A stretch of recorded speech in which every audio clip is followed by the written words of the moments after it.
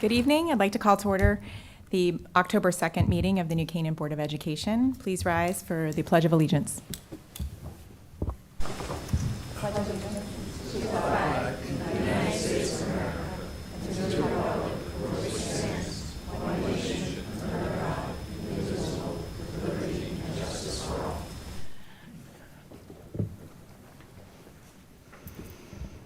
all. Brendan Hayes is joining us via remote tonight.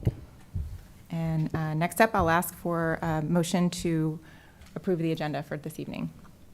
Phil, second. Penny, all in favor? Unanimous, thank you. Next is the approval of the minutes from the September 18th meeting. I have a motion. Hugo, second. Julie, all in favor? Abstention, Penny. Yep, okay. Thank you. Comments from the public. To ensure the public's right to be heard, the board has set aside time during the meeting for public comments. 2 minutes will be allotted to each speaker and a maximum of 15 minutes to each subject. Is there anyone who would like to address the board this evening? Okay, seeing none, we'll move on. Thank you. Tonight, under reports and recognition, we kick off our assessment and data month, and we have Mr. Egan and the entire New Canaan High School curricular team to take us through the New Canaan High School Assessment Report.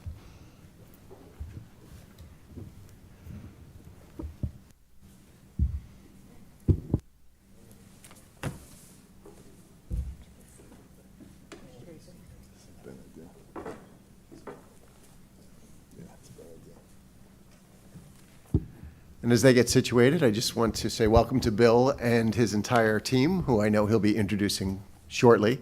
As you can imagine, the work that we're going to be going through and the data and information that's all here is a culmination of many, many years of effort from students as they come through our system, and certainly the weeks and months that Bill and his team have been working to put all this together as cogently and concisely as possible. Despite their efforts, it's still a significantly lengthy presentation, and we're thrilled to see all of our curriculum leaders and folks that are here that can help to enliven the discussion given the in-depth knowledge they have of each of their particular content areas. So, Mr. Egan, it's all yours. Thank you for being here tonight. Thank you, Dr. Lutzy. For those who don't know me, I am Bill Egan. I'm the proud high school principal here at the high school.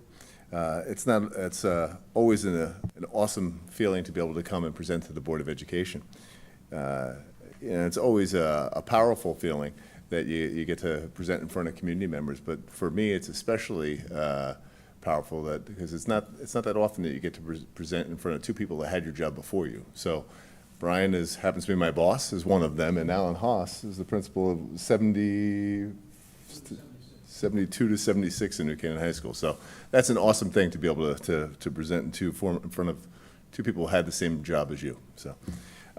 As I said, I am proud to be the high school principal, and I really consider tonight to be a celebration of our amazing kids, awesome staff, and the central office. And I think it's a hard work of not only the Board of Ed, but the community. Truly, I've said it before, they value this school so much, and tonight I hope is a source of pride for the entire community, as I'm sure it always is. Our curriculum leaders. You have in front of you your K-12 curriculum leaders, but I'll share the high school people here, as many of whom are here tonight. Jay Egan is our PE and Health K-12. Mike Forcucci is our Social Studies Department Chair. Kemen Holly is the K-12 World Language and EL Department Chair. Michael LeDuc is Science 9 through 12 Department Chair. Michelle Luda is ICT 9 through 12 Department Chair. Danny Meltzer is Health and PE. Melinda Myers, our Director of Innovation. Becca Pavia is Math 9 through 12, Department Chair. Evan Remley is ELA Department Chair, 9 through 12. Cindy Rivera is our School Counseling Department Chair, 9 through 12. Kevin Ryan is our Special Ed Administrator. Matt Salvestrini is the Director of Digital Learning, K-12. Alan Sneath is our VPA, K-12. Mike Tisha is also Health and PE. And I have our assistant principals here as well, Larry Sullivan, Ari Rothman, and Christy Carrero. In front of you, you also have our philosophy of assessment. I won't read through the entire thing, but I will share a couple of pieces that I think are particularly important. You know, the ultimate purpose of assessment is to support and enhance student learning. Every student is complex, and they will take into account a broad spectrum of their abilities, skills, and knowledge. An assessment shall consider a wide range of relevant performance information, both formal and informal, standardized and non-standardized. Our vision here at the high school: we strive to be a school community where parents want to send their children, students want to learn and enjoy being part of the NCHS community. All members of the school community, including faculty and staff, feel respected, valued, love coming to school, and always do what's in the best interest of students. If we take a look at the 22-23 school year, the school year was an excellent year for New Canaan High School. We feature a return to normalcy and are blessed with a wonderful staff, supportive community, and the best kids in the state of Connecticut. They work hard and are talented and are kind, considerate people. We are lucky to work with them. Last year, we showed tremendous growth and will continue to push to get better, always looking out for the well-being of our students and staff. A couple of slides just to point out as we get going, looking at growth. In front of you, you'll see the growth in our advanced placement programs. We had an acceleration of both the number of individual students who took tests, the number of tests that happened at the high school, and the percentage of students who got a 3 or better. You'll hear a little bit later, but getting a 3 or better is considered passing a college-level course, and we had 93.7% of our students who took advanced placement courses last year get a 3 or better. We're going to take a look at SAT scores as well. We improved by almost 4% last year, year over year. But we're going to start tonight with our next generation science standards. I won't read through all of this, but the standards have 3 dimensions. Michael LeDuc, just interrupt me whenever I need to if I say something wrong. But they have 3 dimensions: science and engineering practices, disciplinary core ideas, and cross-cutting concepts. The 3D nature of the standards has a direct impact on our curriculum and instruction. And the assessments, the summative assessments, happen in grades 5, 8, and 11. There are scaled scores, but then there's also how they are scored on performance. 4 is exceeding, 3 is meeting, 2 is approaching, and 1 is not met. For our purposes tonight, you're going to be looking at scores of 3 and 4 and our scaled scores. How did we do in our DERG on our scaled scores? We came in second in the DERG, and my guess is probably close to number 2. It is number 2 in the state. Number 2 in the state as well. 1 point off the top. Wilton ended up with 1131, and we were 1130. And then you can see the rest of the scores in our DERG. Over time, for DERG A, one thing that's interesting to me when you look at this is we grew every single year since we started testing for the NGSS, for the next generation science standards. Our 3-year average is 79.8.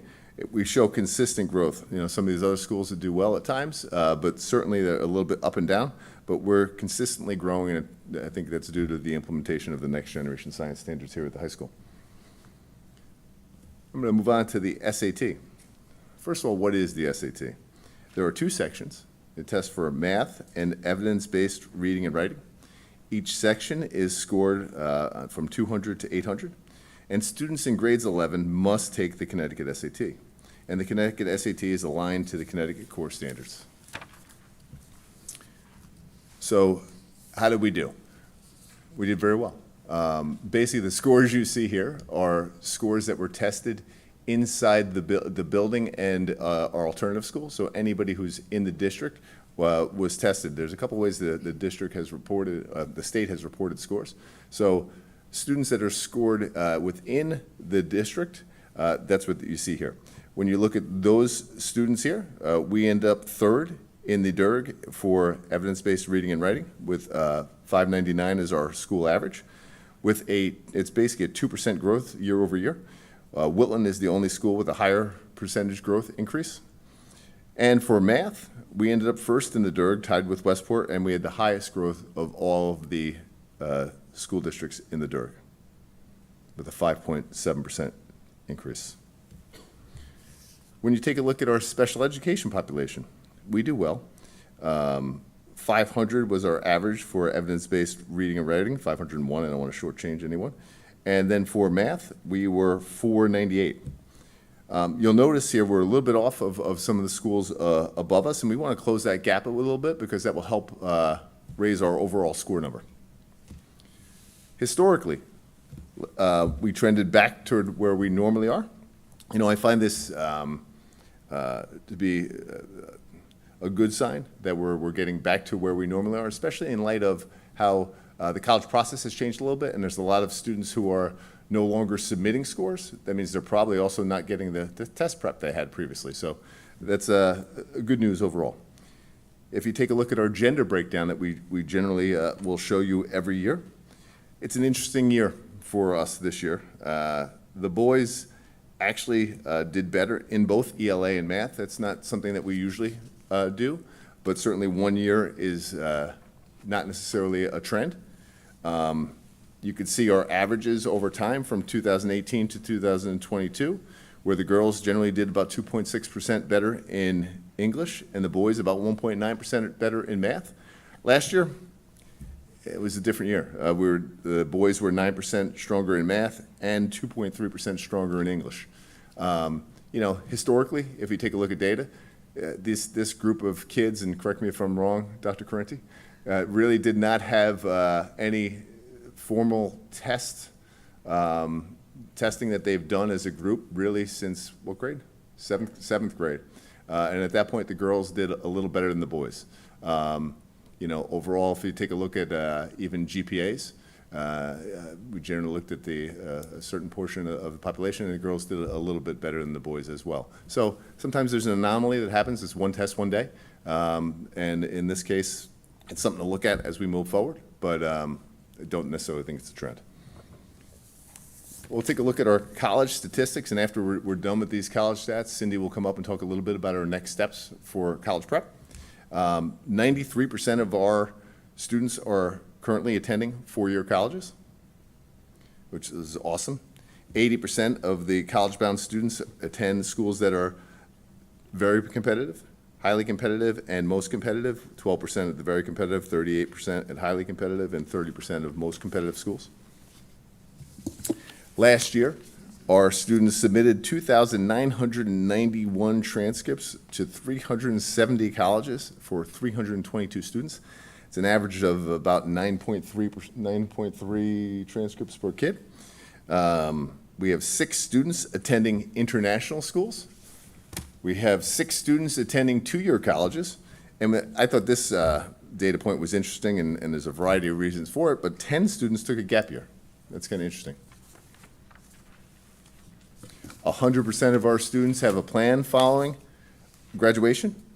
And as I mentioned before, 43% of our seniors reported that they did not submit SAT or ACT scores. I think that's up about 8%, I think, from the year before. I think it was 35 the year before.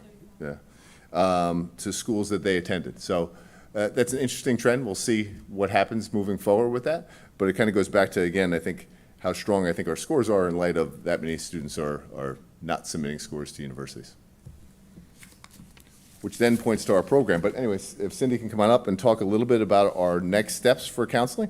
And if you guys have any questions for school counseling, I know a lot of times that takes some questions, and if we wait to the end, we thought it was better to do it here. So, Cindy, come on up.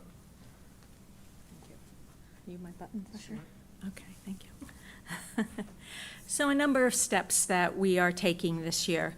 As always, we target visiting college reps to talk about last year's admissions results. We look at mostly the surprises, where the admissions were not what have been usual for us, either good or bad, and have them dive in with us to understand what was happening on their campuses, what's different, what's changed, and we talk with them to get a better idea of what to expect as they're moving forward, what's changed for them. We're increasing travel to those targeted colleges as well. This is how we plan what we're doing in this year. We've just returned from our national conference in Baltimore. 3 of us went to that, and we did target certain colleges there to talk to them about what we saw and what was different. It was really a good opportunity to press the flesh a little bit and have some really good conversations with them and get on their radar a little bit. We consult with students and colleges about recent trends around sending scores. So kids are asking us, they're asking, should we send scores or shouldn't we send scores? Is a 1420 a good score now or a bad score? Now that used to be great. You get over a 700, you're golden. Now that's a questionable score for many schools. So when we were at this conference, we talked to colleges about that. What do you do with that score? So we're trying to get a better read on even those fine lines of when to send scores and when not to send scores, so we can advise kids better. We're evaluating the use of AI in admissions. That was all we talked about at this conference, and really understand where they're coming from and what high schools are thinking about. Generally, everybody's the same place we are. We're all looking at it. The college people really felt they would look at essays and be able to tell when AI had been involved. They were not very positive about AI so far. So we were talking about that. With blind admissions, we do this every year in November. As kids figure out their final lists of schools, we sit together as a committee and look at the admissions data from last year and talk about what we've heard so far from colleges and what the early admissions rates were looking like, and advise students on whether they have a good list. Do they have significant backup schools? So that we can advise them on maybe adding more schools to their list. So we sit at 3 or 4 sessions together as a team and talk about the lists of each student. We call it blind because we want to know basically by the numbers, based on your GPA, and if you sent scores or if you didn't send scores, do you have a good shot at getting into this school? Not if you're legacy, not if you play a sport, not if anything else comes into play, just by the numbers. We research, this year we're taking on researching other school counseling platforms besides Naviance. Naviance has had their problems in the last few years, and I think gotten lazy about meeting some of our needs. They have found out that there's a lot of competition out there, and they're starting to improve their game, but we are looking at other programs out there. SCORE, School Links, Zello are all competing to get their business. So we're looking at that, we're researching it and seeing if there's something out there that may be a little more effective. We're inviting college admissions deans to a college panel night in November. We have 4 great colleges coming. Dartmouth, Fordham, University of Vermont, and Rhodes College, a nice range of schools and regions. And we'll be inviting some of you to come, so November 9th, think about that. And it's a great time for us to talk with them about what they're seeing, to talk about our school and our kids and some of our strengths so that they can understand what we are, and then it's followed by a traditional panel with students and families. We will fill this room and have a good night of questions and answers and really talking about the college process and the most recent trends that they're seeing and what to expect in admissions. And then finally, we're reviewing graduation standards. This is something that counselors keep up with. We have standards in reading, writing, research, math, science, and outside of just getting the credits for graduation, they also have to meet these standards, and we really haven't reviewed them in 20 years. And so they're a little uneven on how you have to meet the standards for graduation, and so a whole committee of us are looking at them and reviewing those and seeing if we need to make some changes on those. So that's where we are. Great, thank you. Any questions for Cynthia? Penny? Thanks as always. I was just wondering, the 10 students that are taking the gap year, do they have they already applied to college and have a place to go in a year, or is that something that they're going to be doing in their gap year? I think it's a real mix. We have students who didn't get into where they wanted to and will be doing something and reapplying. There are some kids who have gotten in but aren't ready.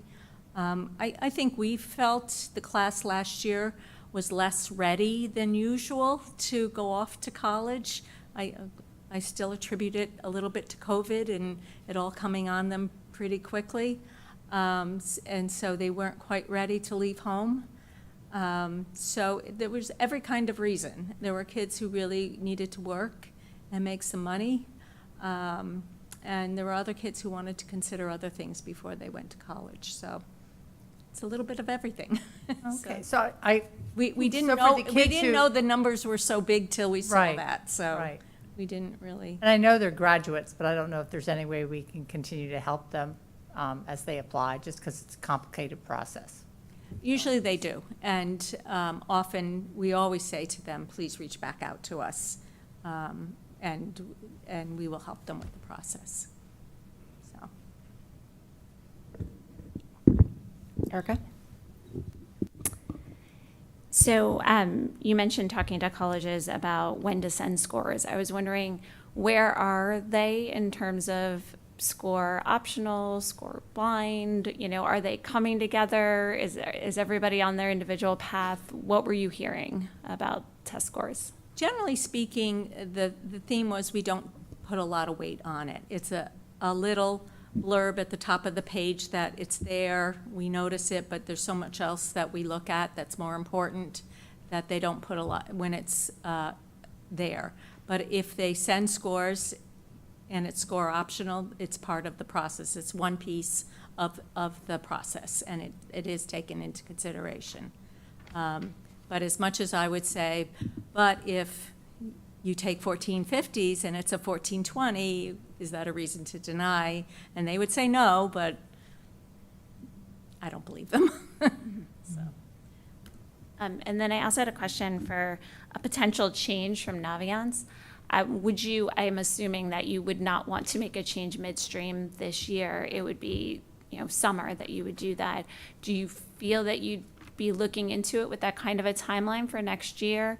And if we did make a change, be it next year or a year or two down the line, how hard is that, given that there's, I'm assuming, an accumulation of data on Naviance that, potentially doesn't transfer, and I don't know what these other options are like, but just, what does that look like? Right, and that is the challenge. And most of these that we look at will take on that challenge, and they absorb all the data and transfer the data.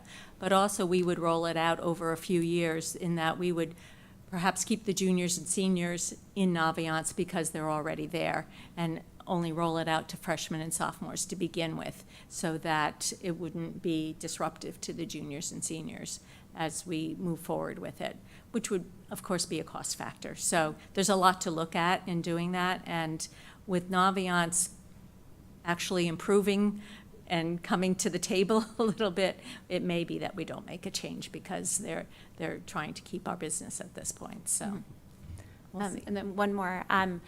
Naviance, last time you had come, we talked a little bit about the way that Naviance can give a list of potential other schools to a student, and that it kind of encouraged a clustering potentially of like all kids, lots of kids seeing the same schools, and then we have lots of kids applying to similar schools. Right.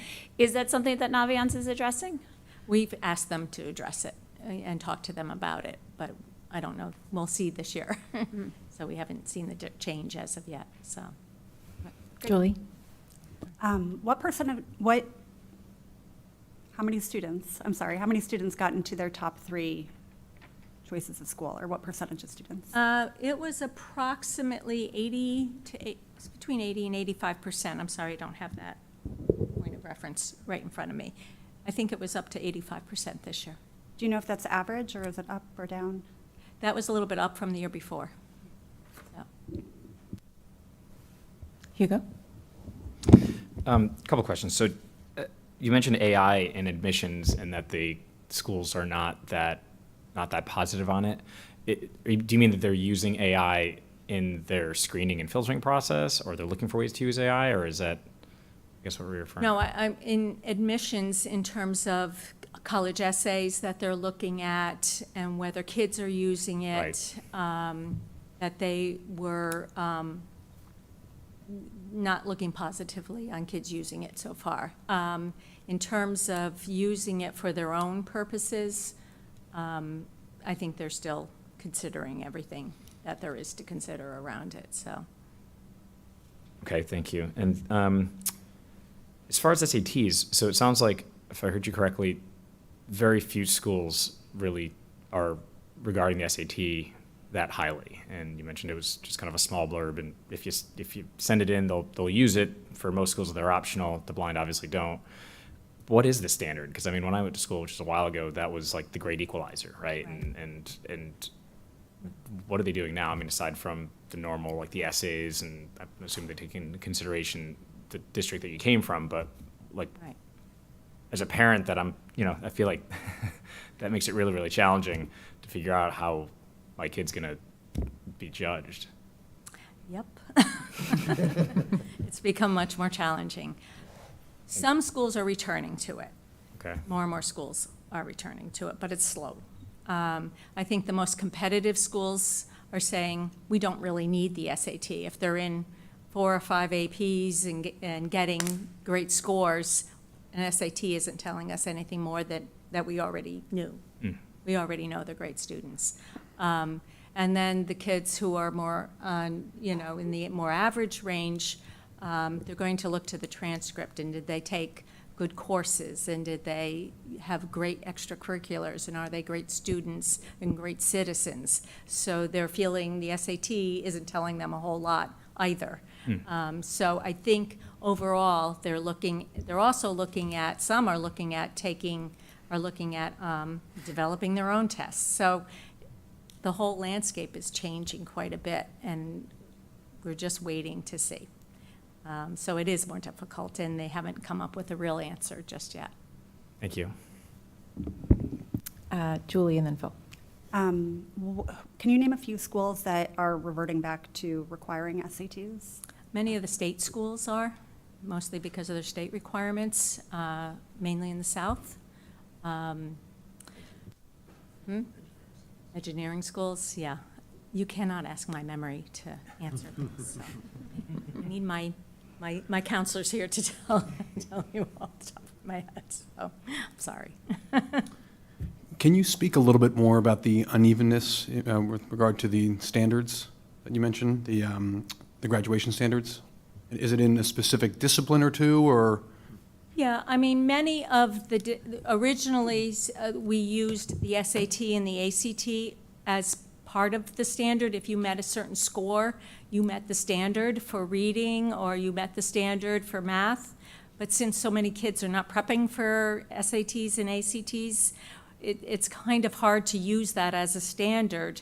And then, so some of the departments are using other methods, or all of them have used other methods by which to help students meet the standard, but it is not even across each department. So we really have to look at that and find other ways. And in most places we are seeing other ways by which to meet the standard, but we have some work to do to make it more equal between departments and to take away so much of it being reliant on the SAT and the ACT. Yeah,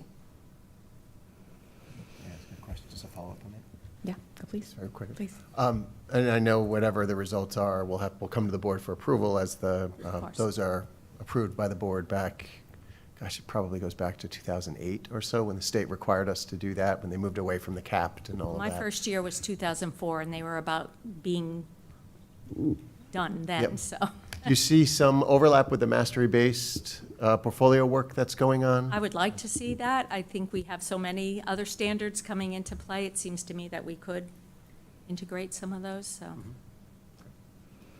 I just have one question for you about the college submissions. You submitted this year to 370 colleges, or our students submitted. Is that an increase, decrease, about the same from last The year? same. It is about the same. Is that pretty average then? Between 5 and 10 points, yeah. And then this, you may not have this data handy, but how many colleges are kids actually attending across the board? Some number less than that, but No, I don't know. it just seems like there's, a decent amount of overlap, and there's trends. It's a hard number because year to year it changes, and some, there's changes over the summer even about, kids coming off wait lists and things. So I imagine it's a hard number to track, but it would just be interesting to see the line Yeah, I can over the years. get that for you, because we have so many kids. One kid goes to the school, Yes. number of kids where there's a single person going to that school, And then we have 30 kids going to another school. Right. So, Yeah. So it does add up, but Mhm. there's a lot of singletons Yeah. along the way. Okay, thank you. Penny? I mean, I think I always say it, so you probably know what I'm going to say, but with our kids applying to, I think it was 370 different colleges, and, you know, the standards getting sort of murkier and changing, it just strikes me it's even more important to know the people where our kids are applying really well. So I look forward to hearing your proposals during budget season, or, you know, what you think you might need on that, or what might help as we, you know, navigate this ever-changing world. Thank you. I just want to hear. Be disappointed if we did. If I didn't say it. Any statement? That's right. You'd want to know. Thank you. I have a question, Bill, more on the SAT that may be a Dr. Correnti question. As we're looking at, thank you, Cynthia, as we're looking at the results of the SAT, it's a significant improvement over last year. And I'm just curious if there's any assumptions or about why that happened, what can we attribute that to? Is it the technology being new last year and the first time the kids took the digital test? Is it just catching up? Is it a mix? You know, do you have any theories as to what we can attribute that improvement to? I think it's a mix. I think it's a couple of years post-COVID, really our first, I don't want to say, I hate to say normal year. I think teachers really diving back in, and kids, to be quite honest with you, in a way that the teachers always teach to standards to make sure that they are adhering to standards. But, you know, there was a certain, we're back into another year. I think that was a big part of what happened. Okay. And did the number of students who opted out decrease? Because I think there was a stronger push to have everybody, or as many students as it was, participate this year. There were kids that canceled scores. The canceled scores count in our test average. So we don't see that. So we don't see what their scores were, but they count in our test average. Got it. So even if they cancel, and generally they cancel because they might have an outstanding score already. But there were several kids who took it, canceled scores, who counted as part of our average. And there were some that counted and didn't help us. You know, it's just a Okay. mix. And I want to recognize that I think there was a really strong push to encourage all of the kids to take it. There was plenty of information being sent and shared, and hopefully that had some impact. It seems like it did, but I just want to acknowledge that I think it was visible how much effort was placed behind communicating with the students. Yeah. And absolutely, we pushed them to take it as much as they could, even if they did cancel. The taking of it and canceling was something that we need. So yes, we did push. Okay, thanks. Any other questions on the data? Okay, moving on. Awesome. I did want to share too, one thing Cindy said, and I know she meant this anyway. If you get a 1420, it's an awesome score. It's still an awesome score. You know, and ultimately, if you chose not to submit at the schools you're going to, it's still an awesome score. We're really proud of our kids, whatever they score. Let's move on. So now I think a nice segue is really looking at our other college experience. What are our college level courses? And we have advanced placement courses, early college experience courses through UConn, Project Lead the Way courses through University of New Haven, those are engineering courses, and we have some courses through Norwalk Community College. For each of these areas or schools, they have to be trained to teach for each of those college options. So the numbers of kids that we have in these courses, we now have 436 kids taking all of those courses. That's up 120 students from the year before. I think that's about 30%. Again, amazing. We have a large number of kids taking both AP and other college options courses here at the high school. In total, the college experiences between AP, NCC, Project Lead the Way, and UConn courses total 84% of our kids are taking a college level course. That's amazing. For frame of reference, we just got today, and I don't have it, but we did make the AP honor roll. It's brand new this year. They used to have an AP honor roll, but it was done differently.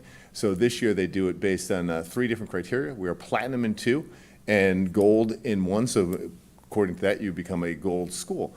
The part that we're a gold school on is they would love to see, and this is aspirational, 80% of our students take a AP test. You know, we say we want you to take your passion. So we had 70% of our students take an AP test, and 64%, I'll get into that data a little bit later, but 84% of our kids are taking a college level course. And that's really great. That's the highest level since I've been here, and I think the highest level in the history of the school. So I think that's awesome that 84% of our kids are taking a college level course. But let's take a look at advanced placement. First of all, what is an AP class or test? First of all, it's designed to give an intro to a college level class while still in high school. Tests are at the end of the year. The scores are 1 through 5. 3 or better is the goal. And as I said before, 3 constitutes a 75% on a college level course. 29 different AP classes are currently at the high school, and it's designed also the highest level, highest number ever, and it's designed to demonstrate a passion. Generally, it's the most rigorous courses available to our kids. Some are on paper and some are digital. And then below that, you'll see a graph of the number of courses going all the way back to 2011, that we've added a significant amount of courses here at the high school. On the next page, you'll see the list of what the courses are. This year is Chinese, is the newest AP course that we have here at the high school. And the next chart really is the chart that we had in the very beginning of the night, where we demonstrated the amount of growth. Again, to have that many students, 505 individual students, take 1,213 tests at the school. The total school population was only 1,294. And 94%, 93.7, I'll round up because it's beneficial in this case, 94% of our students passed each of those tests, meaning they got a 3 or better. On the next page, you'll see the seniors, the percent of the seniors getting a 3 or better on the AP exams. There were 230 seniors last year that got a 3 or better out of a total of 200, and if I could read that being better, I think it's 328, totaling 64%, 63.5% got a 3 or better. When you look at AP and honors, so we have 78% of the current class, 2024, have been enrolled in 1 or more AP classes. It's amazing, really, since their time in high school, and another 5% have been in honors. So again, very similar to our with the other college options, 83.5% of our kids have enrolled in AP or honors. Different number than before, but similar number. If you flip over to our AP scholars, we have a couple of distinctions of scholars here. So the number of AP scholars here at the high school, that's students with a 3 or higher on 3 or more exams, were 79. The number of AP scholars with honors, that's a minimum of 3.25 on all exams, 3 or higher on 4 or more exams, was 59. And then AP scholars with distinction, that's a 3.5 average on all exams, 3 or higher on 5 or more exams, and there's 110 of those students here at the high school. And those kids average a higher score of 4.37. Pretty amazing. A total of our average scholars is 4.09 for the average, and 248 of them last year. The next slide on your chart we're going to skip. That was a mistake, and I have deleted it off the slideshow, but it's in your chart. You could skip that. On the next page, you'll see kind of the history of our AP scholars. While it may look a little difficult to read, we continue with high average scores for our AP scholars, and the number of scholars over time rises. If you go back to 2015, it'd be a lot less before that. There was 144 kids who were AP scholars. Now there's 248. So very impressive. While I won't go through all the data on the next 3 charts, because I know it's a lot, the students do really, really well. That's the point of it. You can kind of take a look at the numbers. There's higher numbers of kids taking these tests over time. They're continuing to do well. You know, I know Dr. Lutzy and I have talked about this for years.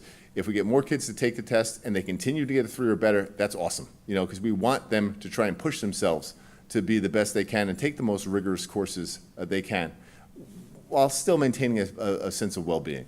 And our kids are taking challenging courses, doing really, really well, and really, I think they're quite happy here at the high school. Generally, you can see that if you look at, through those courses, even the courses where we've traditionally maybe not performed as well. We have more kids taking those courses. They've been generally, I mean, they're generally students that if they hadn't taken the course, they might try it and take an AP course. More kids are taking that, and they're generally doing better as well.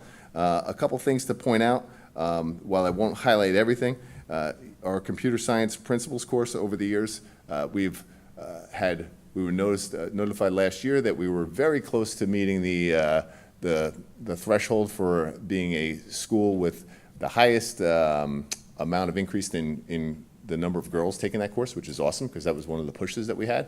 But even just the sheer numbers that we have improved tremendously in that. We've added the second level of that course, and our kids, the number of kids taking it is high, and they all do very well.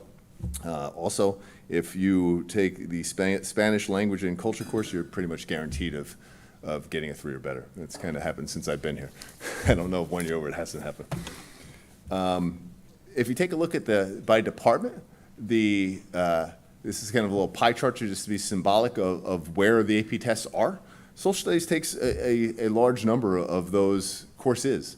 And it's interesting because when we add a social studies course, and basically it fills up, and we have the highest number of students taking those courses. So really awesome, and our kids generally push themselves to take challenging courses. But social studies, I just wanted to give a little shout out to, because that is a large portion of our courses.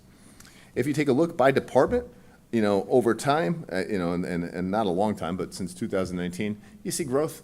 Our kids do really well in every single area, generally in the 90s or around 90% in every department area, and yet the numbers are increasing. The trend's going the right way.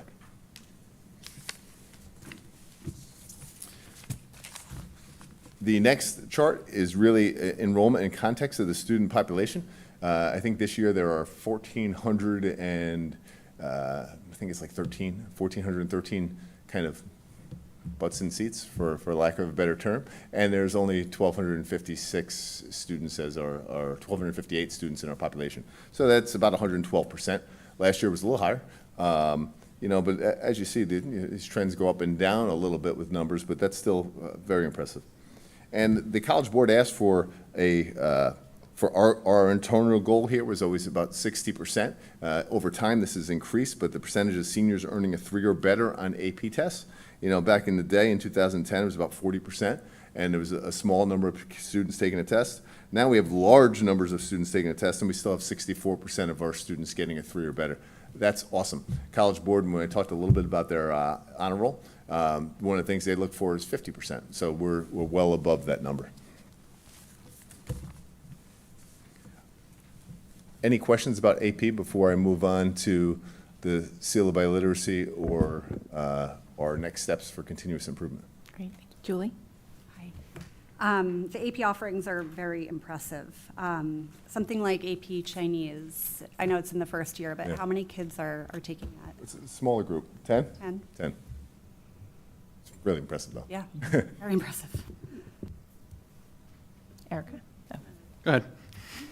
Go ahead, Bill. It's- Regarding the lay of the land, and Julie just referenced Chinese, are there any APs that are, for lack of a better term, sort of on the chopping block? Are there any that are out on the horizon that look sort of interesting? What's kind of maybe the 5 or 10 year plan on what that lay of the land looks like? Well, I don't really have a 5 or 10 year plan with that, except to say if there's interest in a course, we'll run it. So if there's, I looked at like the pre-calc course. We have not run that for a variety of reasons, in part because of just curricular choices with that. And it's not necessarily going to help our kids for the college piece. They're not going to get credit for that course. So that's one we've chosen not to run right now. But if there are courses that are beneficial for kids and they want to take that, we'll run it. So, but I don't necessarily have a 5 to 10 year plan or like, hey, we got to add this. So if a bunch of kids came, a block of kids, 15 or 20, and said, we want an AP economics course or something, you'd say, huh. We got it, but yes, we would. I- And it's actually increased by really, our enrollment in that course has increased significantly, but yes. Okay. Interest is king. Could you take a second and talk about the AP tests that are paper versus digital? And to the extent you know, why are there still, why are we some one way, some another way? What's the reasons behind that? Math has always been paper and pencil for the most part. Yeah. There's certain courses that have always been paper and pencil. There's some, Jill, do you want to talk a little bit about some of the digital? Not that I put you on the spot for that, but why some are. Well, actually, last year we had a choice. We chose. We had a choice of going digital or paper pencil. And after speaking with the guidance counselors, we decided to actually survey the students. And when we surveyed the students were the ones who chose paper pencil. So, and we even thought that perhaps maybe the AP Computer Science would want to stay with the computer, and they didn't.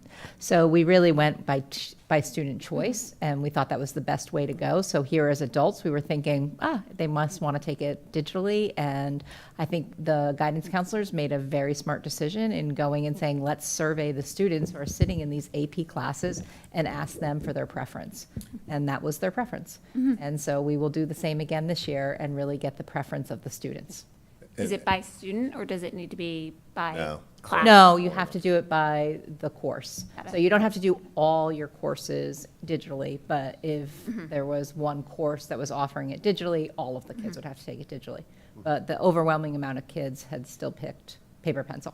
We might have a different group of students who start to come through based on taking the SAT digitally, taking the Smarter Balance and GSS, but we'll continue to ask the students because it really matters to them the most. As the other tests kind of mandate digital, it might change. Yeah. Well, that was my question, just to follow on. Is the AP board going to change that at some point? Is it just Scantron, the paper pencil Scantron? I think it's a variety of assessments that they're taking because some of them are actually written. Right.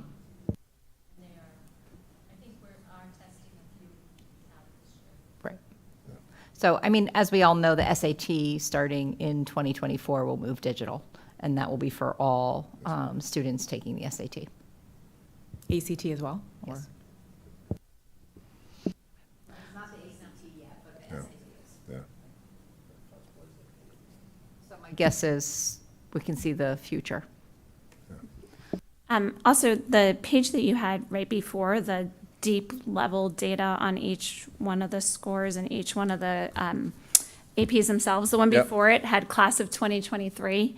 That one, I just wanted to note, so I want to make sure I'm reading it correctly. It was looking at just the class of 2023 and saying that 110 students are AP scholars with distinction.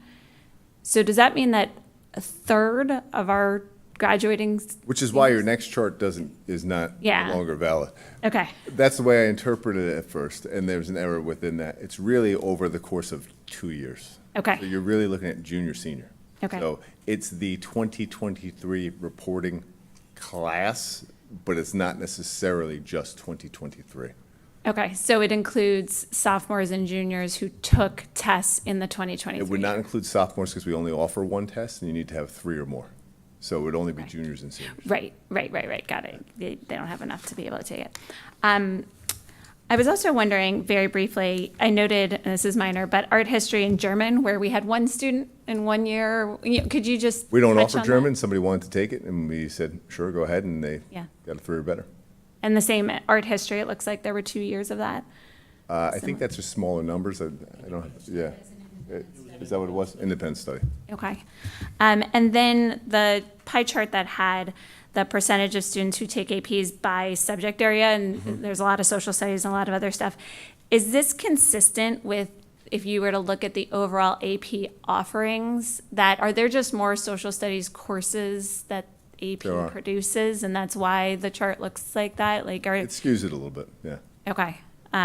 Like, it's not like we're It's biased not away necessarily from math just towards us. social studies, anything like that. It's just, that's what happens to be offered by AP. Is there any sort of, and it may not just be us, but in general, a back and forth with AP about, like there was a question around, students are interested in taking something. If the AP offers it, great, but what if AP doesn't offer something? Is there any sort of back and forth about what students want to take, when they're in high school that are college level? Well, the answer is yes. And if you kind of refer back to the other offerings that we have 400 and I think it was 36 kids taking a variety of different offerings in a lot of different areas. So interest is king for us. So we have 84% of our kids taking a college-level course, when only 70% are taking an AP. So that means there's another 14% finding interesting courses that are offered through other universities that they're taking.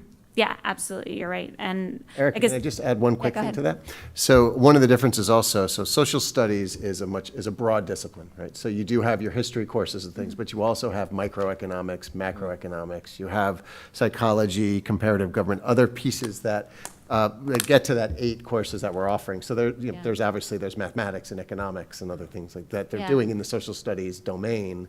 Versus math, we have 3 courses, but it's Calc A, B, BC, and then stats, right? But it's not Not that there's either not math or. in- So in the social studies, you know, students that are mathematically oriented, whatever, can still take those economics courses and other things and still be in their areas of strength while they're doing that. got it. And then to your point around, there are other interest areas for students if it's not offered as an AP, and there are other people that we partner, or groups that we partner with. What do colleges, and this may be more of a Cindy question, what do colleges, how do they value these other courses versus AP courses when you're looking at a student's interest? UConn says that their ECE courses are 87% transferable. It's 87, right? Yeah, 87% transferable. AP, it's up to, you know, the universities about whether they take it and what threshold they take their credit at. And I think what's nice for some of the students, at least in my experience, is that some of those ECE classes are more specialized, and it's a nice way for students to demonstrate an area of interest. So child development, or, you know, some of the other examples, it can help build, you know, as a high school student story in terms of their areas of pursuit for college, which is really nice. Great, thank you. Awesome. At this point, I went over to Dr. Kemen Holly, who was here, I think, the last Board of Ed meeting, but wanted to come back so much to talk about the seal of biliteracy for us. Thank you, Mr. Egan. Good evening. My name is Dr. Kemen Holly, and I am the K-12 Director for World Languages and English Language Learners, and I'm here to continue our conversation and also our celebration of our seal of biliteracy data. First of all, what is it? What's the seal of biliteracy? It's the state of Connecticut's recognition of public high school students who've attained a certain degree of proficiency. In the eyes of the state of Connecticut, it's at least an intermediate mid proficiency level. So we take a look at language proficiency being novice, intermediate, advanced, superior. It's that intermediate level that the state of Connecticut is looking for, in addition to 4 complete years of English at any of our public schools. Who's eligible? Basically sophomores through seniors. And the state of Connecticut also offers a menu of options for the assessment measures. Here at New Canaan High School, we use the Apple Proficiency Assessment for Chinese, French, and Spanish. The Alira, the Interpretive Reading Assessment for Latin. AP for all the AP courses offered, French, Spanish, Latin, German, and Chinese, and the OPI and WPT test for the less commonly taught languages, such as Ukrainian, Korean, and Russian, for example. Okay, here, this is partly what I shared last time as well, but the real celebration here is we increased the number of our students qualifying for the seal of biliteracy. They qualify if prior to graduation, they earn it when they graduate. And this pie chart shows the diversity in languages in which they've earned it. We went up from 111 total students last year to 236 students. So it's a great increase, as I said last time. And here we increased as well, which is also a celebration of our increase in equity and access to the seal of biliteracy. We had an increase in juniors qualifying as well as sophomores. We didn't have any sophomores last year qualifying, so we were pleased to open up those access points for the sophomores. In terms of next steps for improvement, definitely we want to keep refining our practices of accurate placement of our students. In fact, we've increased our transparency of how we place students, particularly from the middle school to the high school levels, and any parent or community member could see it on our website. And then we have less commonly taught language opportunities. We're going to keep continuing to identify and engage a broader range of student candidates, particularly through independent studies, through conversations when we welcome new students into the district as well. We identify those students.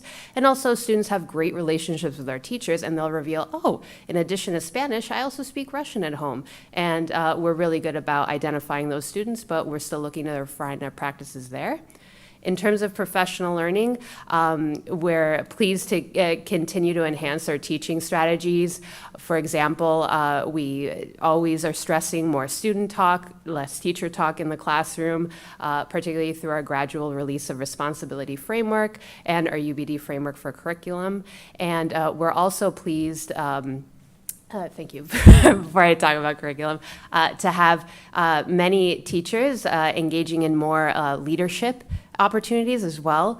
We're very excited this year. We have teachers presenting at the ACTFL conference, the American Council on the Teaching of Foreign Languages, as well as the Connecticut Council of Language Teaching as well. So we're very excited about that. In terms of curriculum, we're going to continue to align with and overtly assess the ACTFL standards in the curriculum, and to some of the conversation that was just had also as well, increasing those pathways so that we can open up, for example, a Spanish literature course, and include more offerings such as perhaps AP Latin as well. Really looking at that vertical and horizontal articulation, leveraging the World Language Lab as well in these development and revision practices, and continue utilizing the Understanding by Design framework to implement these performance tasks that really measure our students' proficiencies. Also as well in the development and revision, we really want to empower our students and be really transparent as to where they're landing in their proficiency level, so that way they can engage in goal-setting practice as well. So we really want to encourage that student independence in the language learning process. And then, of course, continue with data tracking and reporting. We have a comprehensive database to track student progress towards earning the seal of biliteracy, which even includes even our outplaced students. We have on this spreadsheet proficiency levels, their assessment scores, and even tracking for continued opportunities for them to earn the seal of biliteracy. And then continue to regularly report progress to students, families, staff, that increase in transparency and accountability, and also the state of Connecticut. We report that on a yearly basis. In terms of recognition and celebration, continue to celebrate the achievement of our students who earn the seal of biliteracy. Not only is the seal on their diplomas, as soon as they qualify, we put that on their transcripts to have that great distinction right away, even before they officially earn it upon graduation.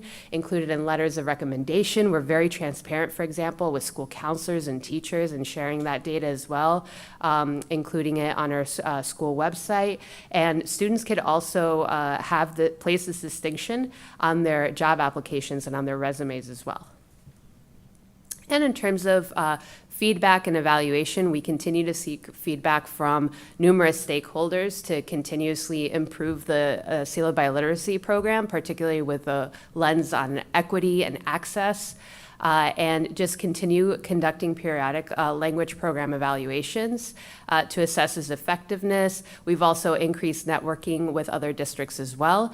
And for example, I'm part of a select group of administrators and teachers, both at the Seal of Biliteracy Council for the state of Connecticut and the World Language Standards Revision team as well.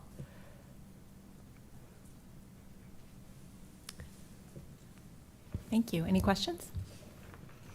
I have a question. Is it possible to earn the seal of biliteracy in any language, or are these the defined languages here? Oh, these are, yeah, you could earn it in any language. Okay. And we continue to find flexibility. So, for example, if we find that one of the assessment measures that we select doesn't include a language that our student comes with, there's so many, and as I said, I even have contacts in the state where we make it a possibility for them to get assessed in that language. Great. Erica? You said that offering an access point for sophomores is new or newer. Previously, did we have students who might have been eligible but then didn't continue with the language and therefore never got the seal of approval, or were they previously just getting it later as juniors and seniors? Well, while I don't have access to that data, this is being my second year, pretty much for those 10th grade students, those students tend to be, in terms of the data that I have collected, they're students that speak lesserly taught languages at home. They are also students that might be English language learners, where we could assess their language skills upon them coming in, because they inevitably, especially if it's a language that we don't teach, they might lose a little bit of that proficiency, and the state of Connecticut actually encourages districts to test as soon as possible. It's also, for example, students that are in programs outside of that might be taking, for example, Hebrew and Hebrew school or something like that, and then we'll assess them in that language as well.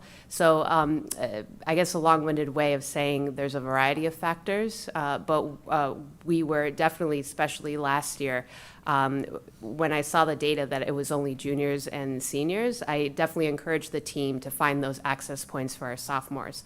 And we also want to encourage students to stay with the language, because that's part of, I don't know if you remember last time when I presented the data on the seniors remaining. Sometimes, when they get their seal of biliteracy their junior year, they might think, oh, well, why do I need to take it my senior year? I could take other courses as well. So we want to encourage them to stick with the language. And there's also students that take multiple languages, believe it or not. So they might, we had a student, for example, take a higher level of Chinese class, but then he also wanted to take Latin.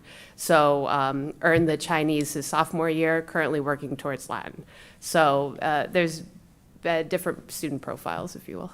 Got it. But it's fair to say that sophomores who get it are probably getting something outside of Yes. school. It's not like if they're going through the curriculum where they've taken a language, let's say it's Spanish, so they've been in it since kindergarten, they're not ready for the seal of biliteracy sophomore year. It's Yeah. after. Got it. Yeah. I think this is a long shot, but any seals of triliteracy? Oh, yes. Which is funny because every time that I type that in, it's not like a recognized word. But yes, you could earn it in more than one. In fact, the two students that earned it in Russian, one of them also earned it in French, and the other one also in Spanish. Wow, So yeah, it's Cool. pretty impressive. yeah. Thank you. All right, thank you very much. Up next is Mr. Zambrano, and by the way, just like kind of hearing all this and watching, taking a step back and sitting and watching, we really have an amazing school. I mean, that's awesome. Go ahead. Hi. Hey, so I'm Jim Zambrano, Career and Technical Education Department Chair, and I'm talking about what we're going to do next.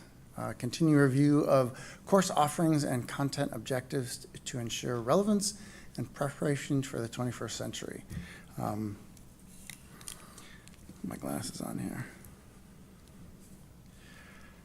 Good. You did, thank you. Continue efforts to expand enrollment and advance participation for all students in all program areas.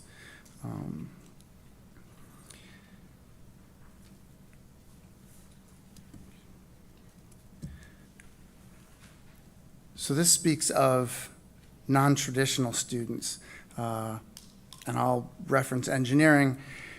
When I started Project Lead the Way, or the school started Project Lead the Way over 20 years ago, our enrollment, male-female, was less than 14%. We were under the average, the Connecticut average, not the Connecticut average, the state, I'll get this, the country average of 14%.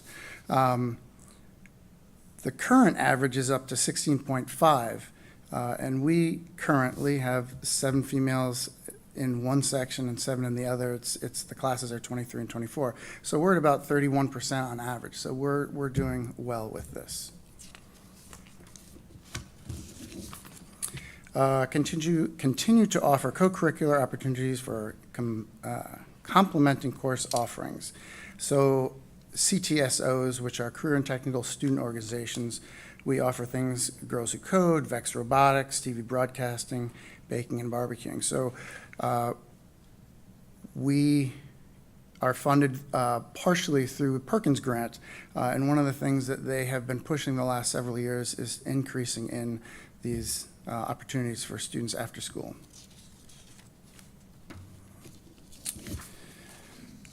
Continue updating instructional spaces and labs with the latest innovations and technologies our students will be expected to utilize in the post-secondary education and the workplace moving forward. So we continue to look at, what are the latest and greatest trends in education and how to implement that into our spaces. Questions? Thank you. Questions? I have one. Oh, go ahead. I was just wondering if there's anything coming from the innovation work that is a part of your priorities for this year. So we're really looking at all of our spaces to update family consumer science, tech ed, and computer science areas. So what are those innovations? So each area is very specific. And with your support, the Perkins support, we've been able to do pretty well. At some point, the renovation was 16 years ago-ish. And so some of those spaces are a little outdated. So it's probably time that we go in and update them with some new innovations. I'm just going to ask a question that I hear frequently. Do we offer car care? We do still offer car care. Of course, it kind of came back. The numbers had dwindled for quite a while, and thanks to our principal, who let it run with some smaller numbers at first, is now running with, we could run 2 sections. There's not enough of me to go around, so we run 1 section every year currently. But thank you for asking. How about, just while you're here, other more traditional CTE courses? Yeah, so woodworking is another traditional. Graphics, which used to be traditional, is now all computerized. Right? When I started here 30 years ago, we had offset lithography. We actually ran printers on rollers, and we burned steel plates. And now everything's done digitally, digital printers, everything. It's interesting, right? So the engineering program, which was traditional drafting, is now Project Lead the Way, and we offer 4 courses in that. So that's, it was traditional, now it's the new innovation piece. That really pushed us for several years. I think that there are other things we can continue to look into. What's that? Interior design, fashion and merchandising. So some traditional courses like that in the family consumer science areas also exist. Thank you, Bill. Anything else? I have a question. So are there any trends that you're aware of, or what are your observations, either through conversations with Project Lead the Way in terms of vision setting? I mean, this area is set to grow exponentially or change, both in terms of where the world is headed, AI, and there's just so much going on. So where do you think we're headed? Are there any trends that you're aware of, or what excites you the most about where we're headed? It's a lot of questions. So I enjoy CTE, right? All of it excites me because it's always changing, and we're always able to go out and learn new things and bring it back and teach our students. Anything specific? So I guess 7 or 8 years ago, the Board of Ed talked about let's bring in computer science. So we looked at that. We ran it through Project Lead the Way at first, and then jumped over to AP. And that's just blown up. We have one teacher now who was teaching several areas, is now all computer science.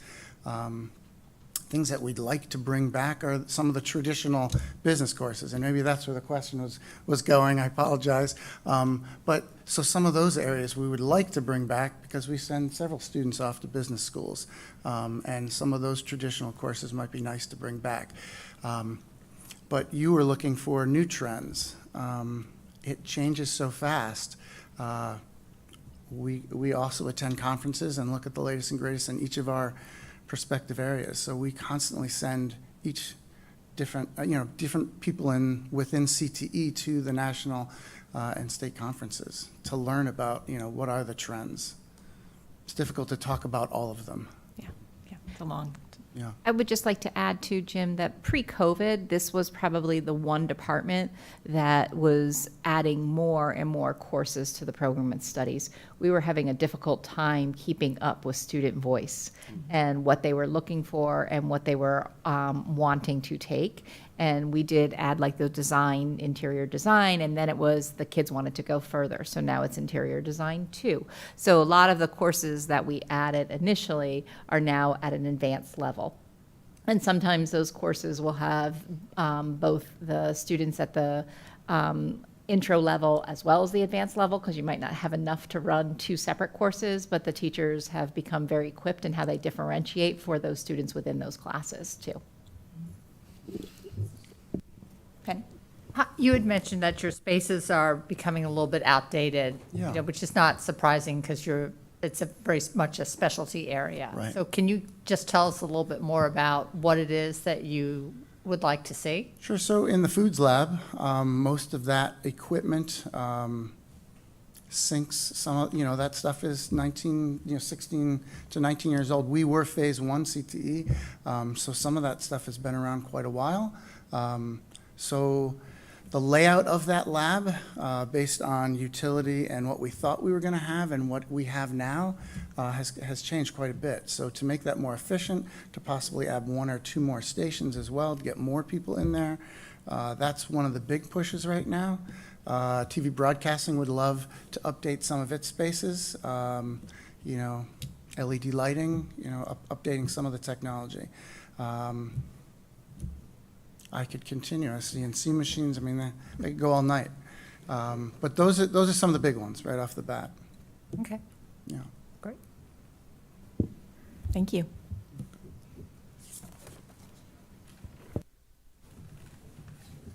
Up next, Mr. Remley will talk about next steps for English. And as he's coming up, I just want to thank Michelle Ludela as well. She really helped design the presentation and got away from my flat kind of red page that I had for years. So, and honestly, it looks great, but thank you, Michelle, for doing that. Evan. Okay. Good evening, everyone. I'm Evan Remley. I'm the chair of the English department at NCHS. And I hit. Oh, she's taking it. Whoa. But this is here. You can do it. Can I? Yes. Really? Yes, please. It's exciting. All right. So I just hit a few kind of, I thought it would be a good starting point to sort of like revisit a few goals we had last year, some of the work we did.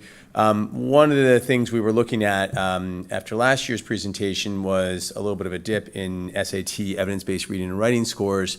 So looking at data from this year, scores have kind of returned to pre-pandemic levels in all subscores as well. And I put the subscores up there just for your reference, but they all went back to what were previous levels of achievement over the last 5 years or so at the high school. Oh, am I doing it? I thought, wait, but is it me? Okay, all right, go ahead. I'm nervous now. All right. One of the steps we took to get us there was we implemented some new interim assessments in reading that were more closely aligned with the SAT. I won't go into great detail with it, but we were using kind of reader-writer responses, and that had dated all the way back to the Connecticut aptitude test. We kept them because we liked them. We thought they were valuable. It's a very traditional kind of English assessment. You got a short story or passages, and you're writing responses to them. But they don't align perfectly with the SAT strands. So we did a kind of analysis. We looked at a few, and we decided to switch over to this version of interim assessments, which is more conventionally aligned, both in format and in content strands with the SAT.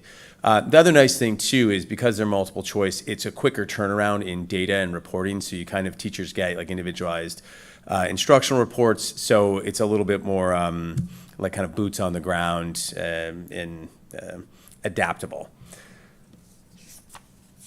So one of the next steps is we're implementing the PSAT in about a week, and we want to continue to kind of monitor our formative assessments and see how they align with these new assessments. I won't bore you too much, although I know you're interested to learn about it. But the the PSAT and the SAT are changing a little bit in format. So traditionally in evidence-based reading and writing was 5 passages, 1 fiction, 1 social science passage, and then 3 that were kind of interdisciplinary charts, graphs, things of that nature. They're switching now. It's a shorter assessment, and it's going to be essentially like longer passages or long sentences for each item, but not a central like passage, like between 750 to 1,000 words. So that's going to be a little bit different. So we're going to kind of monitor that and see what adjustments are necessary going forward. All right. One of the things too is this was a goal from last year. People always ask like what's going on grammar-wise. So one of the best ways we've found to kind of scale grammar instruction is actually through some targeted lessons in pre-existing writing units, and then develop one of the reading writing units we've been using for a while, which is poetry. So that was a pre-existing goal, and we're continuing to monitor it and kind of scale it and develop it. And then this is another one, a broad one for the department and the whole building, but we had a successful pilot of the mastery-based diploma last year. We had 305 passing submissions, which was pretty cool. It boiled down to Mr. Egan and myself pulling a student out of class and saying, you got to finish this right now, but it worked and we got it done. So we're pretty proud of that. We got a lot of positive feedback. It was, without getting into too much detail, we did a lot of scoring as a faculty, and then the Writing Center was instrumental in kind of helping coach students, and then eventually scored the remaining portfolios that came in like April and May, kind of the late submissions. Speaking of Writing Center and Reading Center, we're kind of trying to use, those are targeted supports for students that we identify as needing support or perhaps benefiting from support. So one of the things that we've adjusted with Writing Center is we changed the way we schedule it, which has been really helpful. That way we're able to get all the students needing kind of direct instructional support in one of our half blocks, and then allow for drop-ins the second half of the block. And this has enabled us to kind of target some of the things specifically in reading, writing, and then grammar. The Writing Center kind of teacher leaders have developed a series of like online modules, so we're able to do kind of like targeted mini lessons to coach these students through that. It's the second year of developing and scaling that, and initially we were struggling a little bit with scheduling, kind of being pulled in a lot of different directions, but it's been really helpful this year. And then obviously what drives these interventions, like who we decide would benefit, we use a series of in-house things, and then we also kind of correlate it with external data from PSAT, SAT, et cetera. So that kind of hits on this bullet point, so I won't repeat it, but that we'll continue to look at those data points, and then hopefully we're capturing students that need support to kind of make state benchmark in evidence-based reading and writing. And the last part, I put this bullet in, it was from last year, is just sort of developing a culture of literacy. And I think it's something that I wanted to set up the library media specialist and sort of let her talk a little bit about that, but it's a joint venture and one we want to continue with, because I think it's a worthy mission, and a community initiative as well. So I just harken back to that. Any questions? Any questions? Go ahead. All right, thank you. Not yet. Sorry, Oh. I have a question. You got me. I was wondering, you said that the SAT, PSAT format changing. What do you get in the way of support to help students with that change? Since I'm assuming there were materials you used before that are not as relevant. And so that's actually been the big question, because they're launching it. So the support material they have on their website, some of it is an old format, some of it is a new format. So we're in a little bit of a transition with that. They're claiming, and I believe them, the strands are all the same. Their reasons for switching to this, so it'll all be online within a year. That cuts their administrative costs like easily by a third, probably more. So that's the way I think all standardized testing will be going. But there are other reasons for doing this, is they're shortening it. So it should, whereas the traditional PSAT, SAT is 3 hours and change, this new one is going to be about 2.5 hours. It's supposed to be adaptable and tiered, but it's not by question. So if anyone here ever took the GRE, you guys remember it adapts, right? It's getting harder. All of a sudden you're like, it's getting easier. And you start panicking because I'm doing worse. Oh no, I should have studied more algebra.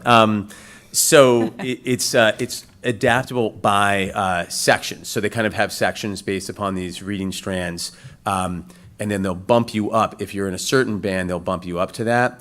So that part, like, we're a little bit curious how students will do with it. But the nice part is we're doing this PSAT, so it's a low stakes sort of pilot with them to see how it sort of unfolds. So the goal, if what they say is accurate, and I believe it will be, students should be in a good place. It's still measuring the same reading that we've been focused on since, before I got here.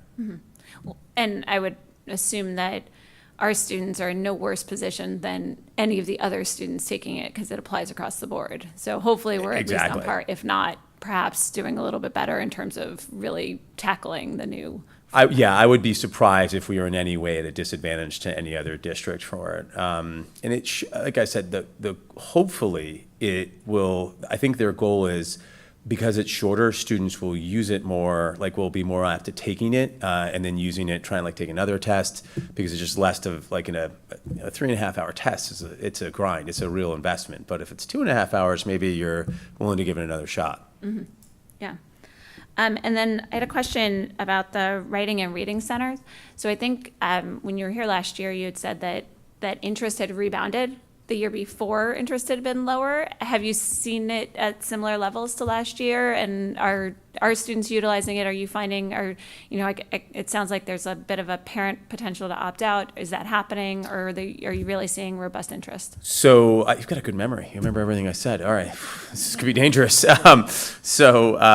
Actually, the interest has been really good. And last year, I think I only had one or two. All the requests for withdrawal eventually come to my desk. So I only had one, and that student ended up staying in. And then this year, I don't think we've had any. A few usually need to be talked into it a little bit. And the same with Reading Center. We haven't had any withdrawals at this point. One needed some nudging, but we're in a good place with that. So that was really positive, because I felt like that was a real struggle, is that we had these services and they weren't being utilized by students and families, et cetera. So I feel like we're in a much better place with that. Great, thank you. Thank you. All right, thank you. Up next, Michelle Ludala will be talking about ICT.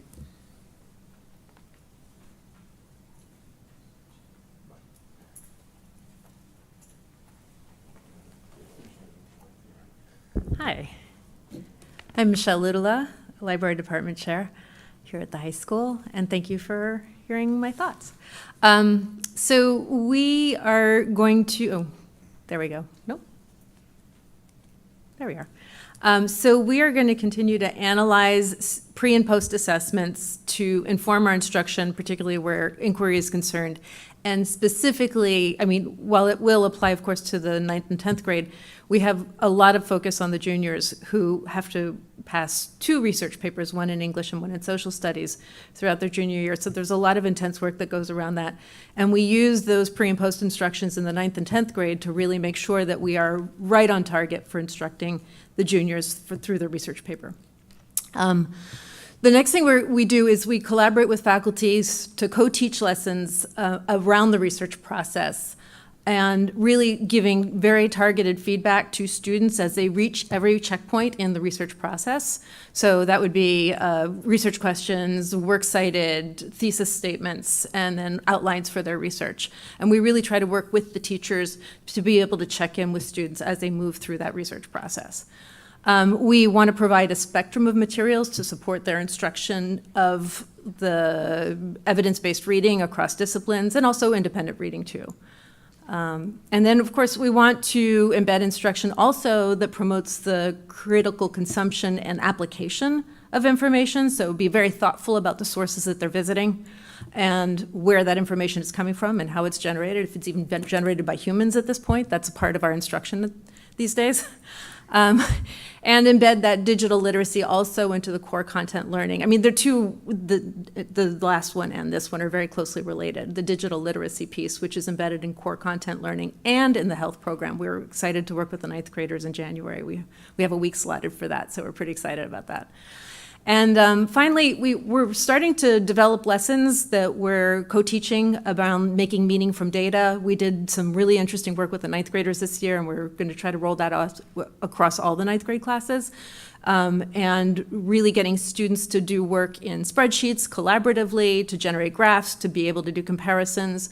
That kind of work has been very informative for the kids, and we're excited to see that develop.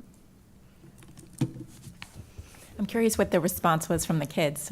Were they on the data piece? It was kind of a aha because we were working in one spreadsheet with tabs across the bottom. So in one, we told them kind of where to go collect their data in the first one. And so they would go and they would plug it into the table on the next one. But we didn't reveal where it was, what the big product. So once they finished all their boxes, we went, and here it is. And they were completely dazzled. And then from that, they had to sort of extract meaning from the chart that they were looking at, much like the charts you were just seeing here tonight. It was a lot of fun, and it was fun working with the teacher on that. And I think it was an aha for the teacher also. I don't know that she was entirely comfortable in doing that instruction solo, but when we did it together, it was really a great experience for the learners too. I was trying to run off before you asked any questions, so thanks for asking. Okay. Thank you. Thanks. Up next, Ms. Pavia will talk about math.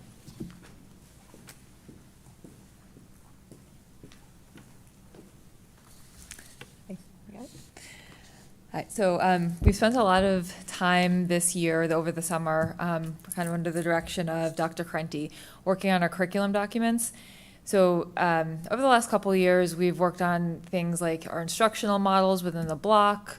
We've worked on various assessment strategies, especially with COVID and the hurdles of remote learning and what that looks like in terms of making sure students actually know math.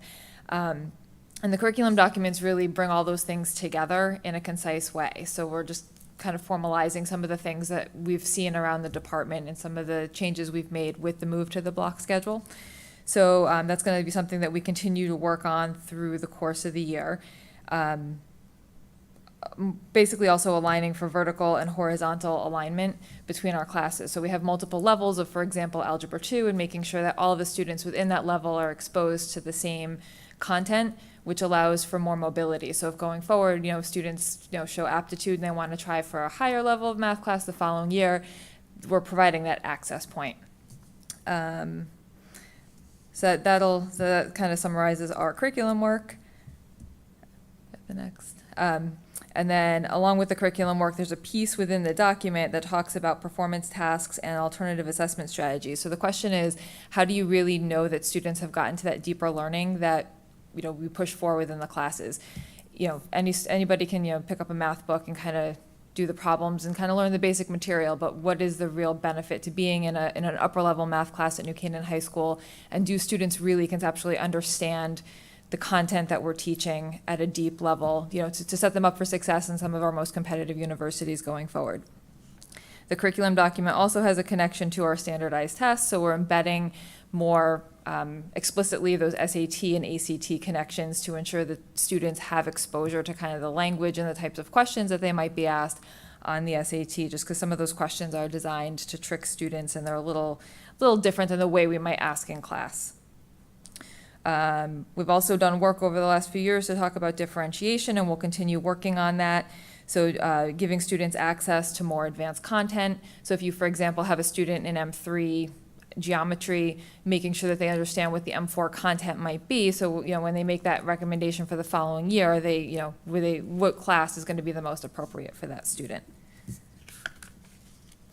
And we do some of that differentiation through formative assessments. So, at different checkpoints throughout the unit, teachers will, just administer a quick check-in. How is the student doing? So we'll continue to kind of hone those to make sure that they're predicting how well a student might do on the unit test or the SATs, or their gaps, maybe programmatically from a one year to the next. Is there something we're missing? Does this particular student need help, or is a student advanced and maybe needs a little bit more of a challenge?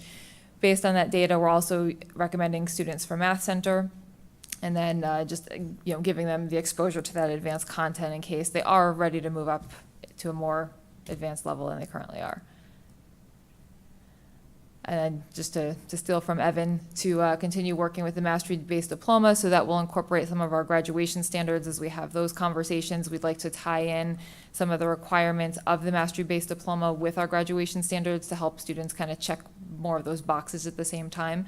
The mastery-based diploma being something that, we all value as a community, so just ensuring that students have the opportunities to demonstrate those proficiencies within math class. And then as we get the PSAT data, again, just reviewing our program overall to make sure that we're meeting the needs of students and setting them up to be successful. Thank you. Any questions? Sure.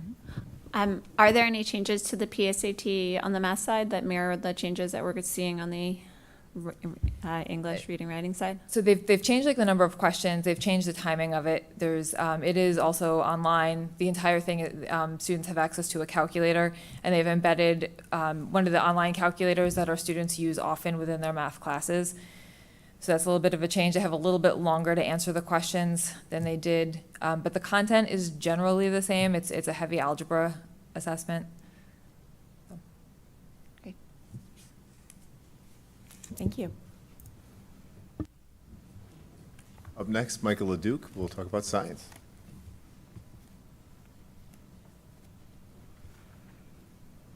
Hi, everyone.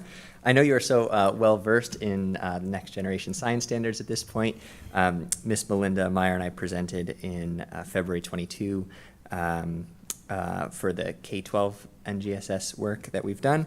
And then in April of last year, you got an in-depth presentation on the high school work. So our work has just been a continuation of our adoption of the NGSS standards and our continued work with implementing within the classroom as well. So we are continuing with our implementation of the revised biology units of study, chemistry as well, and we're starting to dive into the revised physics units this year. Some of the smaller changes that we're making include incorporating that three-dimensional aspect of NGSS into each lesson as much as possible. Within the course of a unit of study, we always have a solid foundation with the cross-cutting concepts, disciplinary core ideas, and science and engineering practices, but the more that we can incorporate each of those each day for students, the more they're familiar with how those three components are interwoven. So a lot of our smaller changes that we're making include just making sure those three-dimensional aspects are a daily practice for students. And this is great because it prepares students for the way that science is practiced in the real world.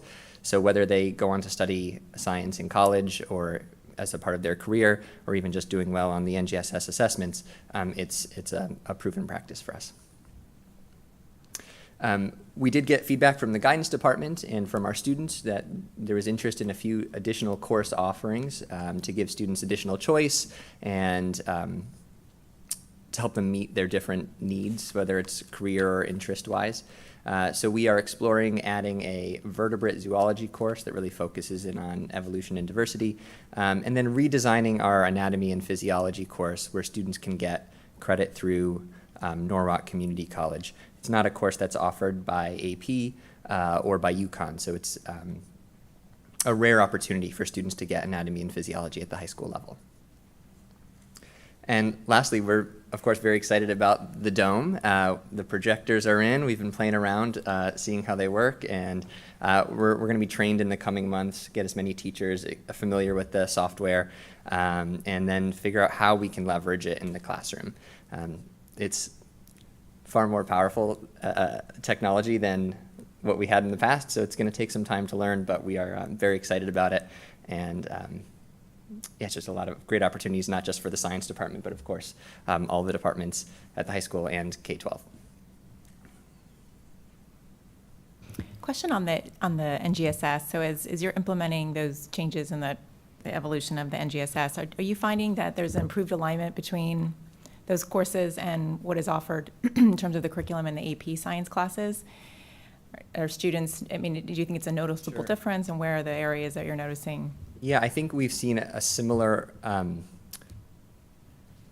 change in the way that the AP courses are offered, in that they're increasingly skill-focused in the sciences as well.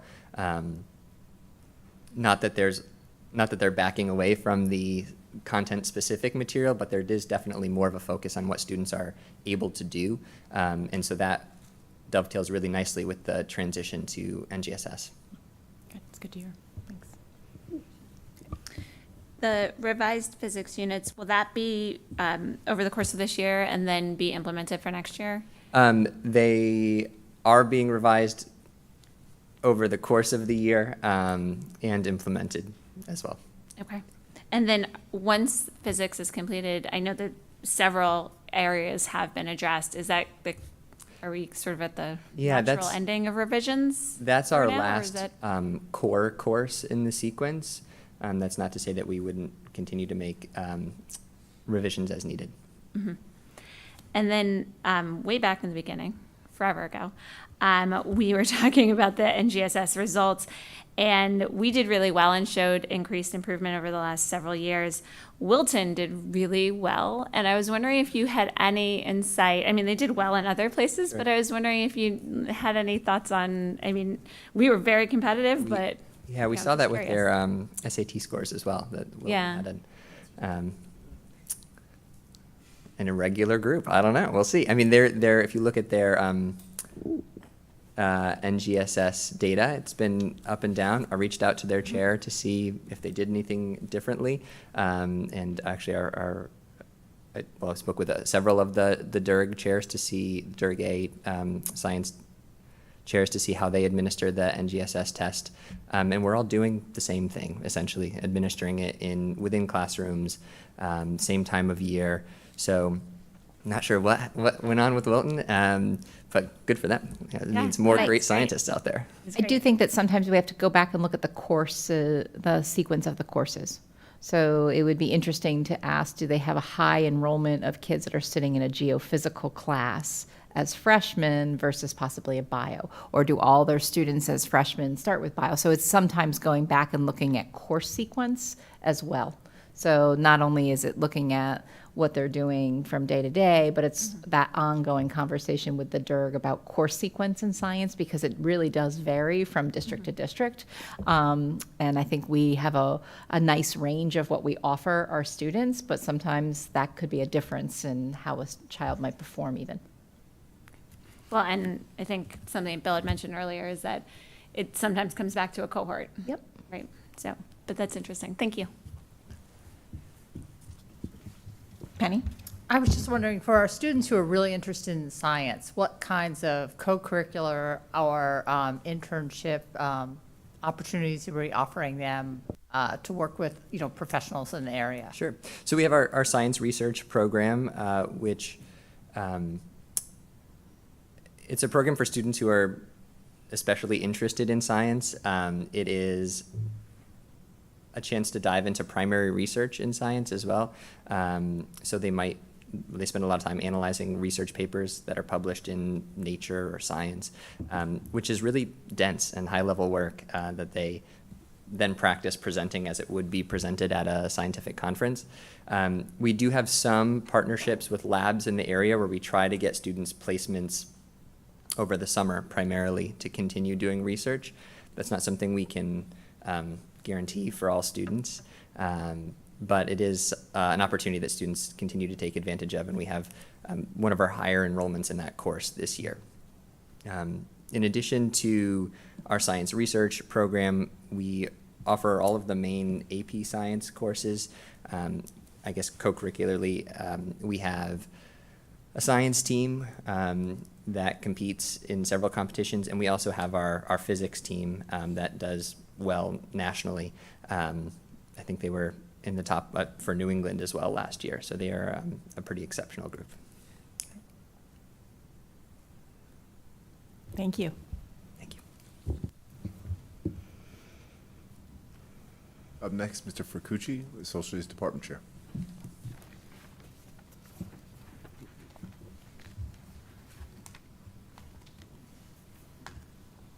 Good evening, Mike Fracucci, Social Studies Department Chair. I basically have three different points I'd like to make tonight. The first has to do with our revised approach to common formative assessments with a particular emphasis on literacy in the social studies. In the past, we've traditionally given our sophomores a common formative assessment early in the year to see what their competencies were, areas of growth, and all that. We've attempted to revise them such that they focus more on evidence-based reading and writing, and also so that they interrupt the class a bit less while giving more timely data that teachers can use immediately. We've done the first attempt at that this year with our sophomores. We've piloted the first round of these new common formative assessments, and it went quite well. In fact, our teachers are enthusiastic about it to the degree that we're hoping to get our second round of these assessments in place by March, and then expand that to all of our core classes by next year. The use of this data is helpful in a lot of different ways. One, it gives teachers accurate and kind of comprehensive knowledge of where their students are at, whether they're higher performing or in need of the various additional learning supports that the school offers. Mr. Remley talked about our Writing and Reading Center. We're kind of instrumental in helping make recommendations for students at an early age so that they can get those resources available to them. It's also helpful within the department and amongst departments as far as collaboration goes. Social studies teachers can have a baseline of student performance to talk about their instruction and their assessment patterns and kind of adjust as necessary based on the information we're getting. It's also helpful for other departments. We're routinely sending our formative assessment data to counselors, to English teachers, to special education teachers. So it's really helpful to have kind of extensive understandings of what our students are doing well with and areas that we need to focus on a bit more. As many of us have mentioned, we're constantly in the pattern of revising and updating our curriculum, so this data is also helpful in allowing us to know where we should point our efforts and make those adjustments each year as we try to get better, as teachers. And last but not least, it helps within the department as far as both horizontal and vertical alignment. As far as horizontal alignment goes, it's helpful for teachers to know where their students are in comparison with the other students in the grade who are with other teachers. It's also helpful in kind of establishing common assessment language, so students are seeing consistent language in their courses, and also teachers the next year can be confident that their students are comfortable with the language they're using and ready to take the next step. In addition to those, or I guess to another point of these assessments is ultimately to prepare all our students from a young age to take these college level courses. And with the emphasis on literacy in the social studies, it's really giving them the skills and abilities to take these courses that they might be interested in. We offer a lot, and we're continuing to increase our offering. Just this year, we added an ECE level Introduction to Anthropology course. In the past, we've offered it as an elective, a grade level elective, but now it has that ECE designator, which again gives students another opportunity to take rigorous coursework and possibly earn college credit. So that makes a total of 8 AP courses that we offer and 3 ECE courses. This year, our enrollment is continuing to increase, and I suspect it will continue to increase. We have 32 individual AP or ECE sections this year. And again, I suspect it will continue to rise. So our teachers are constantly working to prepare for that, and doing great and impressive work, really reaching all students and bringing them all up to the level that they hope to be. A few years ago, I wanted to bring this up, mostly in celebration of our teachers and our students, who are all wildly impressive.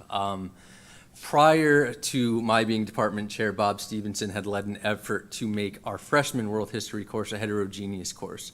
This was in response to some changes College Board had made in their offerings, and I know it had been, a decision which many people were interested in paying attention to, and we're really proud and excited to share the results are bearing out as far as we can tell so far. Looking at these particular numbers, 2022, last year, was the first year that a class who had taken that heterogeneous course then took AP World History their sophomore year. And you see there were some slight rises in students who got a 5, but I think the most impressive number as far as 2022 goes is we had an additional 20 students who got a 4 on the AP World test. And again, these are sophomores taking a college level course, so that's quite impressive. And then last year, the numbers were even more impressive. We had 53 sophomores earning a 5 on an AP course, and 37 earning a 4, 11 earning a 3. And hopefully, I suspect that bodes well for the future, right? We've now got that many sophomores with that experience of success, with those abilities and skills, and they'll carry on into the courses they take their junior and senior year, where we offer far more AP classes. And then in addition to, more of the standardized testing scores and such, we're also doing a lot of work to try to increase the authentic learning experiences that our students are able to experience, whether that be mock trials, formal debates, various types of presentations, whether they be digital, audio, verbal, civic action projects. Last year, we retooled our sophomore simulation to where all students are now participating in a United Nations-like simulation. And the hope is for that to be kind of a culmination of our World History 1 and World History 2 courses, where they can apply both their knowledge of world history, their communication skills, their debate skills, a lot of the stuff in the mastery-based portfolio that we were working on. And last but not least, we are joining the DOME bandwagon. There's a lot of great opportunities in geography, both physical and human, whether that be migration patterns, import-export economic patterns and such. So there's a lot of great opportunities that we can use that to supplement and improve our course offerings as well. Thank you. Questions? Go ahead. I was wondering if, since we have so many AP classes in social studies, if you see any trends within your domain of where student voice is being heard, and if kids tend to move, are they moving in any directions? So there's kind of core AP social studies classes that are seen as, the top tier ones, right? So we've got AP World History, AP US History, and then senior year, there's a collection that students take based on their interest, whether that be AP Psych, AP Government, our 2 AP Economics courses, AP European History. As far as trends go, it stays pretty consistent. Our AP World offering for sophomores and our AP US offering for juniors, enrollment is increasingly on the rise. We went from 4 sections of AP US last year, we have 6 this year, and I suspect with the scores from AP World last year that number is going to keep increasing.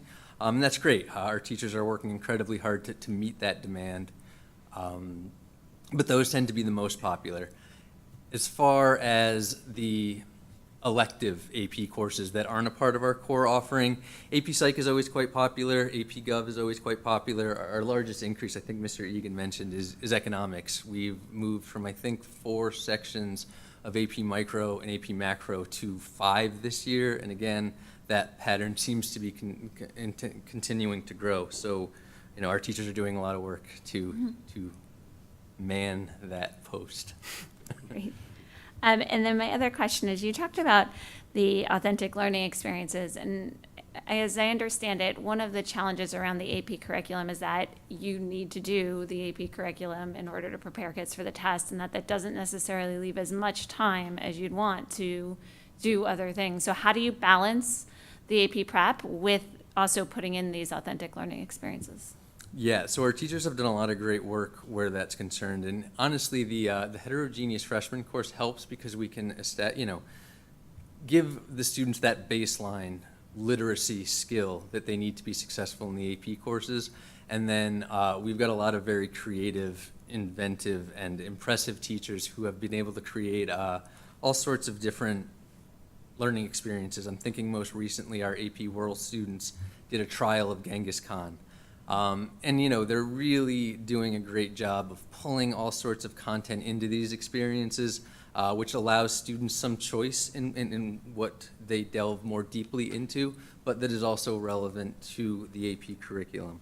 To College Board's credit, their social studies curriculum has also scaled back on the content demands and put an emphasis on the skill-based expectations, reading comprehension, writing competence, and historical thinking skills, which is an umbrella that includes contextual analysis, synthesis, perspective analysis, sourcing, those sort of things.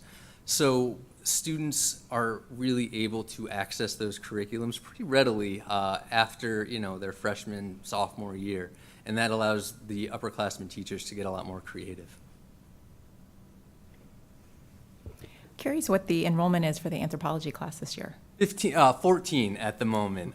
We are hoping it continues to rise. We're fortunate to have Dr. Schwartz, who has a doctorate in anthropology.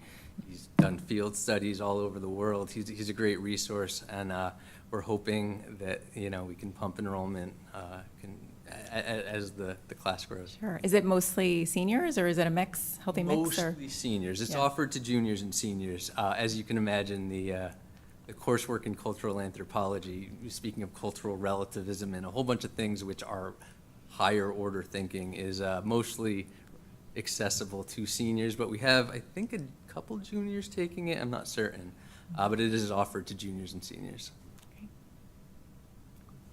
Thank you. Thank you. Oh, Brendan, do you have a question? No. I apologize, I'm sorry I forgot about you earlier. Up next, Mr. Kevin Ryan is going to talk about next steps for special education. I'll tell you.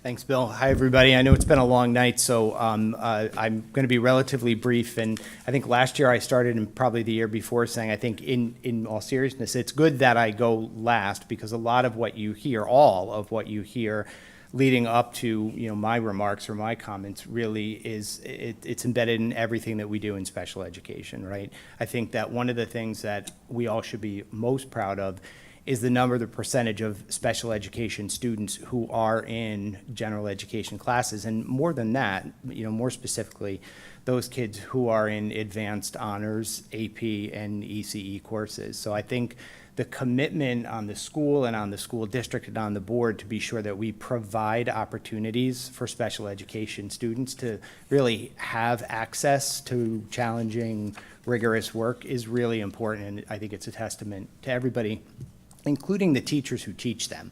They certainly, one of the things we want to make sure is that we provide, this, not just this opportunity, but the appropriate level of support for students, whether it be in those classes, whether it be support through a learning center, which is specific to special education students or students with IEPs, but it doesn't mean that our students who are in gen ed courses or, in the higher level courses don't access all of those other areas, the writing center, the reading center, to some degree, the math center. So we really, we want to be sure that we continue to provide those opportunities. I think it's really important for us as well to be certain that we're not limiting the expectations for our kids in general education classes, no matter what the level, right? I think oftentimes when we start to include kids with special needs or special education, any identification, we think that the appropriate thing to do is to sort of, reduce the level, modify the curriculum to the point where it's not really the course any longer. And I can say that, we are not doing that here. I don't think we've ever done that here. And it's really about providing our kids the skills that they need to be successful there, and the support outside and inside that classroom to be successful. So I want to be sure that we continue to do that. We talk about collaborating, special education, and I include speech and language and OT and PT and all of that, but collaboration around differentiation between our entire department and, special education and general education is really key. I see the differentiation it's been a buzzword for many, many years now, and but I think it has real meaning.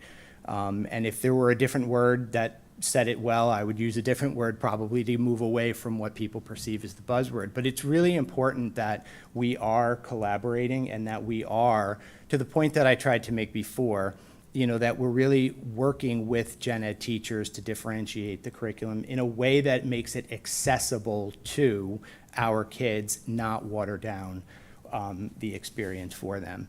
And so, there's a couple of ways that we've been doing that. One, through the CLC that's led by Dr. Carenti, as you all know, special education teachers have partnered with and paired with departments to write curriculum, review curriculum, either throughout the course of the school years and certainly throughout the summer.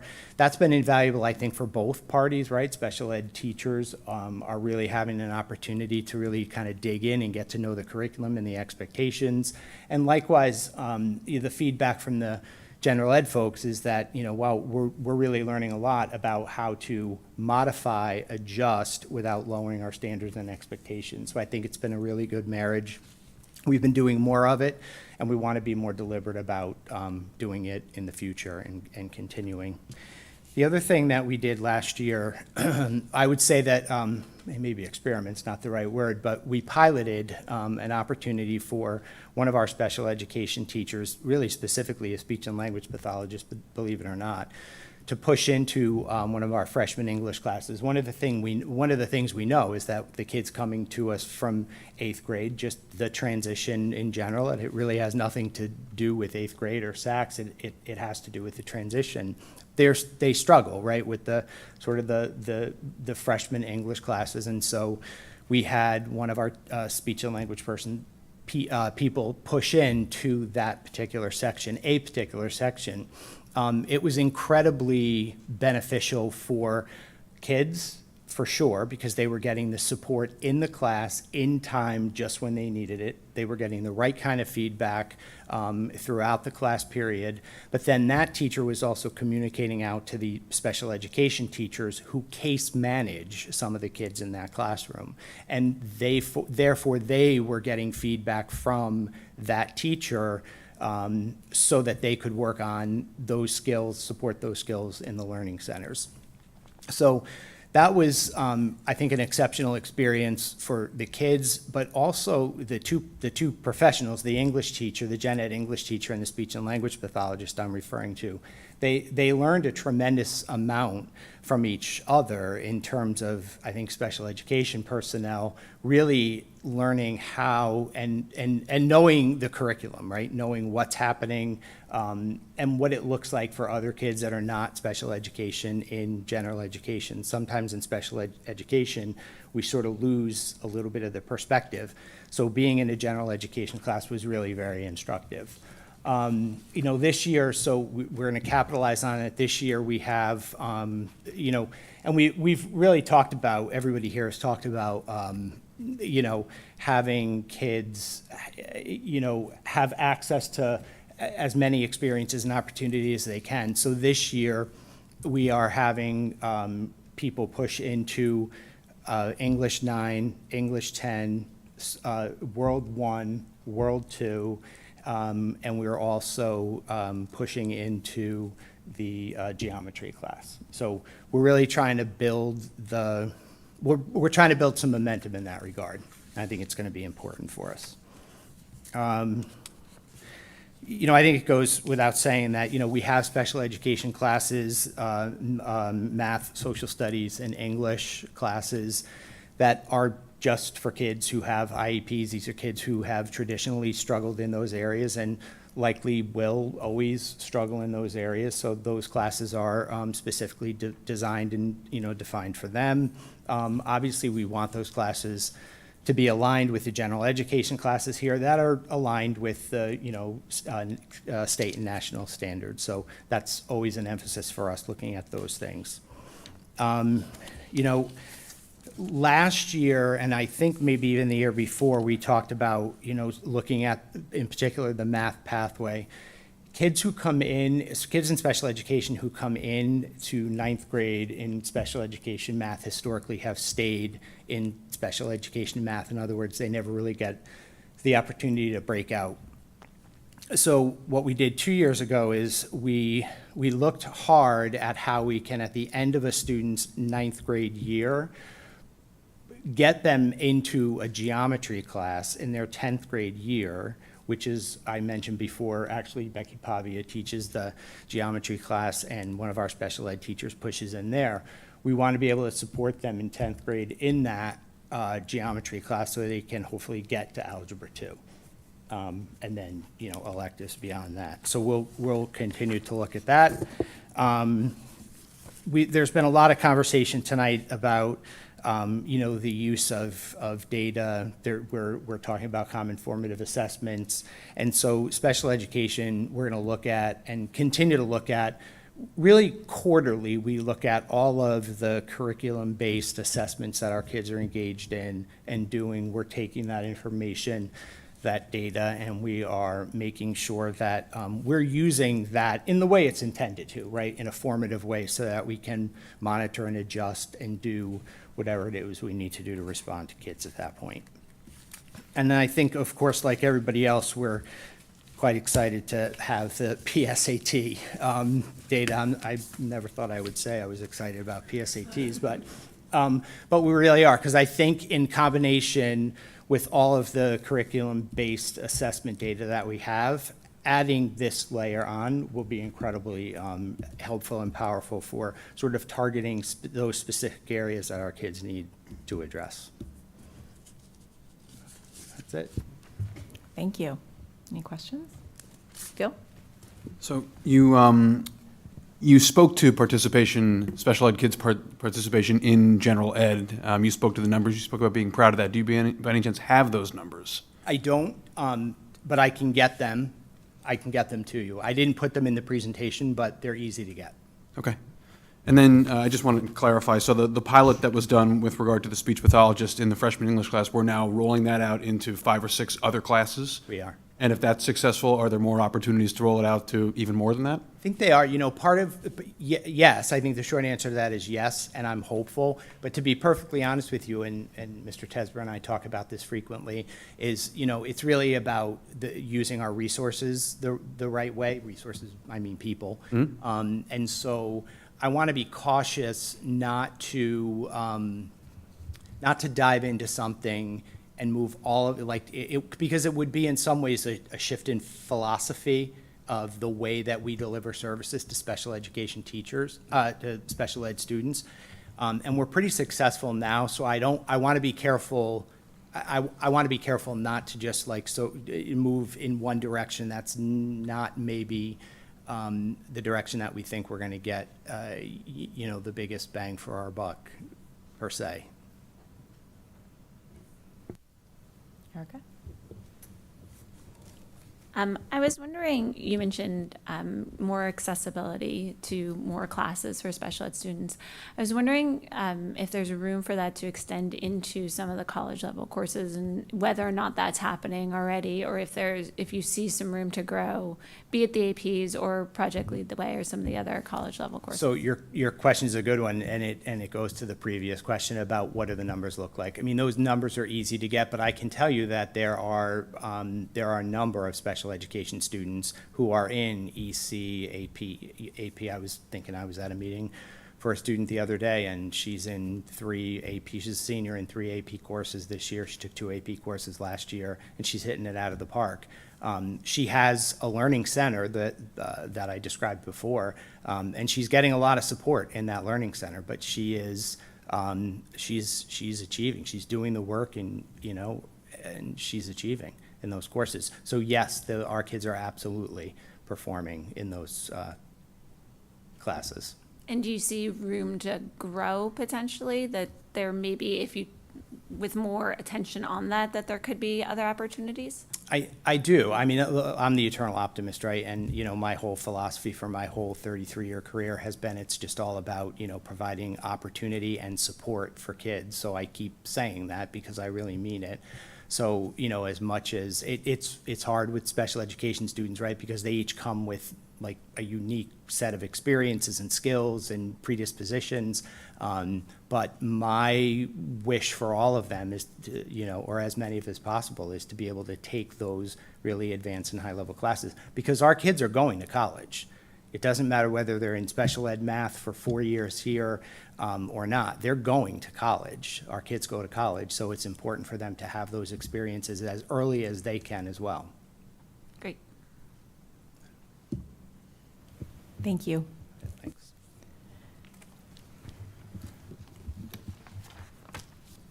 Well, you might have some final thoughts or questions, but before you ask anymore, I just want to say, again, we're incredibly proud of the work we do here. This really, I said it before, is a special school. And the kids really are amazing. And, thank you for your support because, I said in the beginning, it's really a celebration of everything that goes on. I hope you feel that way too, because I just think it's an amazing place. But any final thoughts or questions? I have a final question. As we look at all the trends, and the trends are so positive, and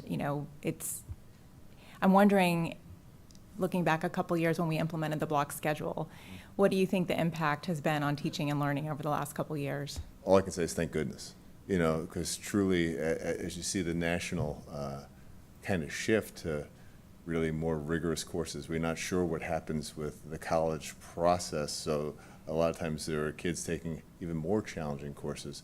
This gives them a little chance to slow down the pace. The number one thing that the research said was take no more than 4 or 5 classes in a day. It will help slow down the pace for kids, whether that be homework. We're putting some things kind of limiting homework as much as we possibly could.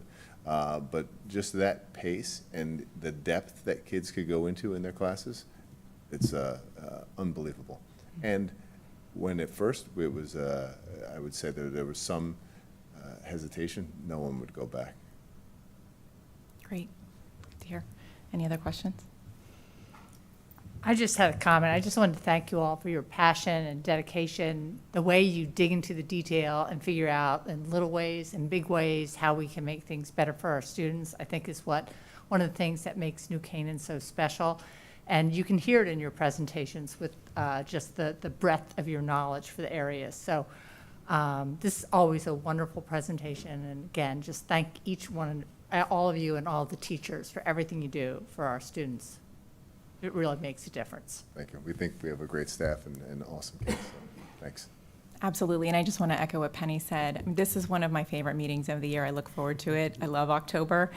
Aside from graduation, which I know is a board favorite, it's just the one, other real opportunity we have to see the culmination, as you were saying earlier, of 13 years. I mean, it starts really at, that 10th year, but 13 years of work. And I just want to commend and recognize the work of the Curriculum Leadership Council and all the work that happens throughout the year. It's all the data, the analysis, the assessment, the revision, the planning for next year. It's evidenced by all the data we saw tonight, and I just feel as a board member, and I know I speak on behalf of our board, just so proud to be working in this district, working with you all in this district, and thank you all for your hard work and continued efforts throughout the year. Our kids are really lucky, and this is a special place, so thank you. We consider ourselves fortunate to be here, so thanks. Yeah. All right, we're not done yet. Now they can go home. Yes, please go home, thank you. All right, we have one action item tonight. That is our BOE calendar, meeting calendar for next year, which is in your meeting notes. Yep, I can be brief. We have it on as a first reading because I recognize that folks may want to take a look at this between tonight and our next meeting. By charter, by law, we have to submit to the town clerk our meetings for the calendar year ahead. We generally do this in October. And what it does is outline essentially the pace of our meetings as we go through 2024. I would suggest taking our district calendar and matching it up with the Board of Ed calendar just to look at those meetings. We can certainly talk through anything if we want when we discuss it again our next meeting. The reason why we submit them in advance is so that the meetings that are scheduled on these days are regular meetings. We can certainly have any other meetings we want to have. We can move them around. But if we do any of that, they're considered special meetings. And really the most significant difference between the two is that in a regular meeting, we can adjust the agenda when we arrive at the meeting. But for a special meeting, once it's posted 24 hours or more in advance, it cannot be changed in the meeting. So it just puts a little bit of a constraint on it, that's all. So what we've started doing a few years ago, we added in the budget workshop on the week in between the presentation of the budget and the approval of the budget by the Board of Ed, or the adoption of the budget. We've also added a workshop in on May for evaluation purposes, and then the other budget workshop, which we've typically had on that second week in December between the two meetings. And that would be a meeting that generally starts at 6 o'clock. We have our dinner, and we spend even longer than tonight going through our budget workshop where we discuss things like, will the counselors be traveling more in the future or not, and things like that. So we'll be going through that in December. So if we can have it just as a first reading tonight, and then we can have certainly any discussion or make any adjustments or anything based on review by the board between now and our next meeting, that would be helpful. Great, thank you. So I'll ask for a motion to approve for a first reading the BOE calendar for meetings for 2024. Penny, second. Hugo, all in favor? Oh, sorry. Take away the vote. Sorry. That's right. I was That's going to right. say- First thing reading, we're done. I get ahead of myself. We'll vote We'll vote next meeting. Sorry That's about that. Yep. Well, we're off to a All right. good start. Yes. All right. Any comments from the public? All right, thank you. Announcements and future business. Dr. Lutz. Yep. Just very briefly, I want to say thank you again to board members and members of the community who came out last week for our Portrait of the Graduate process. I feel that we really covered a lot of ground, did a lot of great work together. Our first night, we had north of 120 people here in the room working together and thinking about the significant landscape shifts that are ahead for our students and for each of us and our staff and our schools. There was a great way to calibrate around that discussion that we then followed up with on day 2 to talk about some of those competencies and drivers and those things that we'll look at. So I had a meeting with Battelle this morning, and we talked through some of the feedback and results, and even thank you for everyone who submitted their feedback. Our next meeting is mid-October, I believe. Is it the 19th? I have to take a look, but around a couple of weeks into October, and at that point, we'll be talking about what the groups sort of voted as those competencies and where we go, and also what the visualizations may look like. So both nights were, I think, very successful. And again, I want to say thanks to our members of our community, our Board of Ed, our faculty and staff, and our students. Even this morning, Battelle commented on how many students were here and how rare it is for them to see such interest and engagement on the part of our students. And we had 8th grade right up through high school, and something to be very proud of with that. Coming up, continuing our work in October, as Katrina mentioned, we'll have our next meeting, we'll have our grades 3 through 8 assessment presentation, led by Dr. Carenti and her supporting cast. We also have a potential conversation with members of the All Sports Booster Club who have been pursuing a potential donation for our school district. Our facilities study, we've had an architect from Silver Petrocelli. We've had a team actually going through each of our buildings to develop a new facility study for us that will inform our budget planning and our long-range 5-10-year planning in our capital request. So they've been working on that. I'll be reviewing that with them the end of the week. Our goal has been for this to be ready to be presented at that October meeting so that we have November to digest a little bit, and we'll be putting together that long-range capital plan going into December. So we're still on track with that, last I heard, and we'll have a statement of accounts as we get into our second meeting of the month. And we'll get back on that schedule now that we're into October, so we'll have September expenses to talk about, and we'll go from there. So lots to cover, and there you have it. Excellent, thank you. All right. All right. Well, with that, I will ask for a motion to adjourn. Hugo, second. Erica, all in favor? All right, thank you, good night.